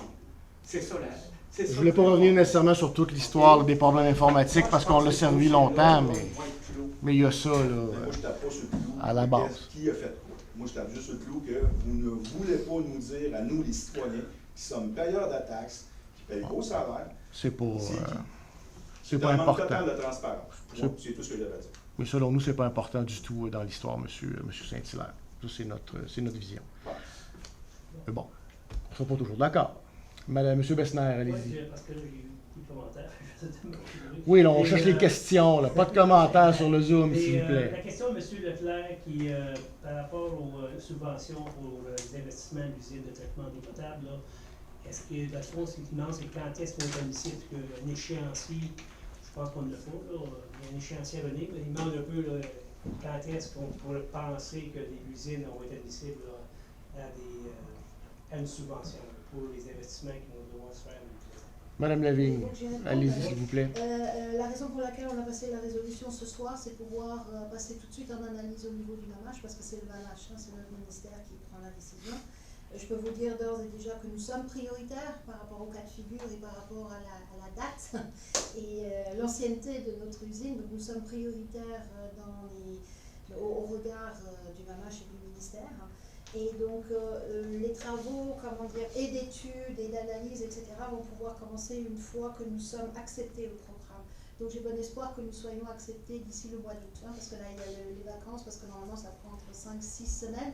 Donc si on se laisse 2 semaines de loose, ça sera à peu près au mois d'août, ce qui va nous permettre de pouvoir rentrer donc à ce moment-là dans le programme, de bénéficier du 85% de subventions pour les études, etc., ce qui est quand même énorme, ce qui fait que la part du promoteur est grandement diminuée, ce qui va nous permettre déjà d'entamer la caractérisation d'eau pour l'automne, et après pouvoir y aller au printemps, et en parallèle travailler sur l'analyse des fuites d'eau au niveau de l'aqueduc, tout en travaillant sur les voies que nous pourrons choisir, soit la rénovation complète de l'usine ou une nouvelle usine. Donc vous comprenez bien que là il y a des démarches, et c'est des démarches qui vont pouvoir se faire en parallèle. Donc c'est pour ça qu'on s'est dépêché de placer toutes ces résolutions-là, et c'est de grande importance, parce que les taux ont été majorés par rapport à l'ancien primo pour les petites villes, justement pour pouvoir nous aider à rétablir nos actifs et puis à être proactifs aussi, ne pas être pris à la gorge. Donc c'est vraiment un très beau programme et une belle nouvelle. Merci, Mme Lévesque. J'espère que ça va satisfaire M. Leclerc. Là. Très bonne réponse. Oui, M. Boulanger, Rénal, par rapport au parc à chiens. Il rappelle que lors d'une rencontre citoyenne en avril 2022, accompagné des voisins du parc canin, il y a des membres du conseil qui s'étaient engagés à débarrer et barrer le parc canin tous les jours. Malheureusement, les membres n'ont pas tenu leur promesse, seulement les 12 jours suivants. Votre engagement, pourquoi vous avez cessé? Oui, les membres du conseil se sont occupés de la barrière pendant quelques temps. On peut comprendre que c'est une tâche qui peut devenir très lourde. Il faut comprendre aussi que la ville de Château-Richer est une petite ville qui n'a pas d'employés à temps plein sur le terrain pour aller débarrer ou fermer en fin de journée un parc canin. Donc, on est dans une situation un petit peu particulière où on a décidé finalement d'aller avec une politique d'utilisation en demandant aux gens, bien évidemment, de respecter ce qui est mis en place, là, avec évidemment le bon voisinage et le vivre ensemble qui est mis de l'avant. Force est de constater là, que c'est peut-être pas nécessairement au rendez-vous là, pour tout le monde. Encore une fois cet été, donc c'est pour ça qu'on a dit tantôt, là, puis là je le réitère, là, qu'on va se pencher là, ensemble là, au retour de M. le maire puis de Mme Lefrançois là, sur la suite des choses à donner là, dans ce dossier-là. Disant aussi du même souffle là, que la relocalisation est toujours là. On a parlé d'ailleurs ce matin avec Mme Lavigne, là, la demande qui avait été faite au ministère des Transports pour acquérir les terrains là, au rond-point de la rue Lemoine.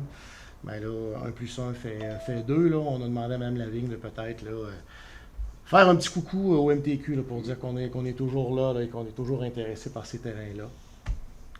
Pour diverses raisons. Merci. Moi, j'ai essayé tout. C'est tout. Ça fait exactement 30 minutes, bien précis. Ben, merci tout le monde, c'est des belles questions, ça nous permet de régler plein de choses, on aime ça. Donc, ça met fin à la période de questions de ce 4 juillet. Donc, j'aurais demandé d'une proposition pour lever la séance ordinaire. Je propose. Excellent. Donc, Mme Plot nous propose de lever la séance ordinaire, comme tous les sujets à l'ordre du jour ont été discutés. Est-ce que tout le monde est d'accord? D'accord. Oh, excellent. C'est donc adopté à l'unanimité. Donc, je lève la séance à 21h16. Merci beaucoup tout le monde et merci à la prochaine. Au revoir.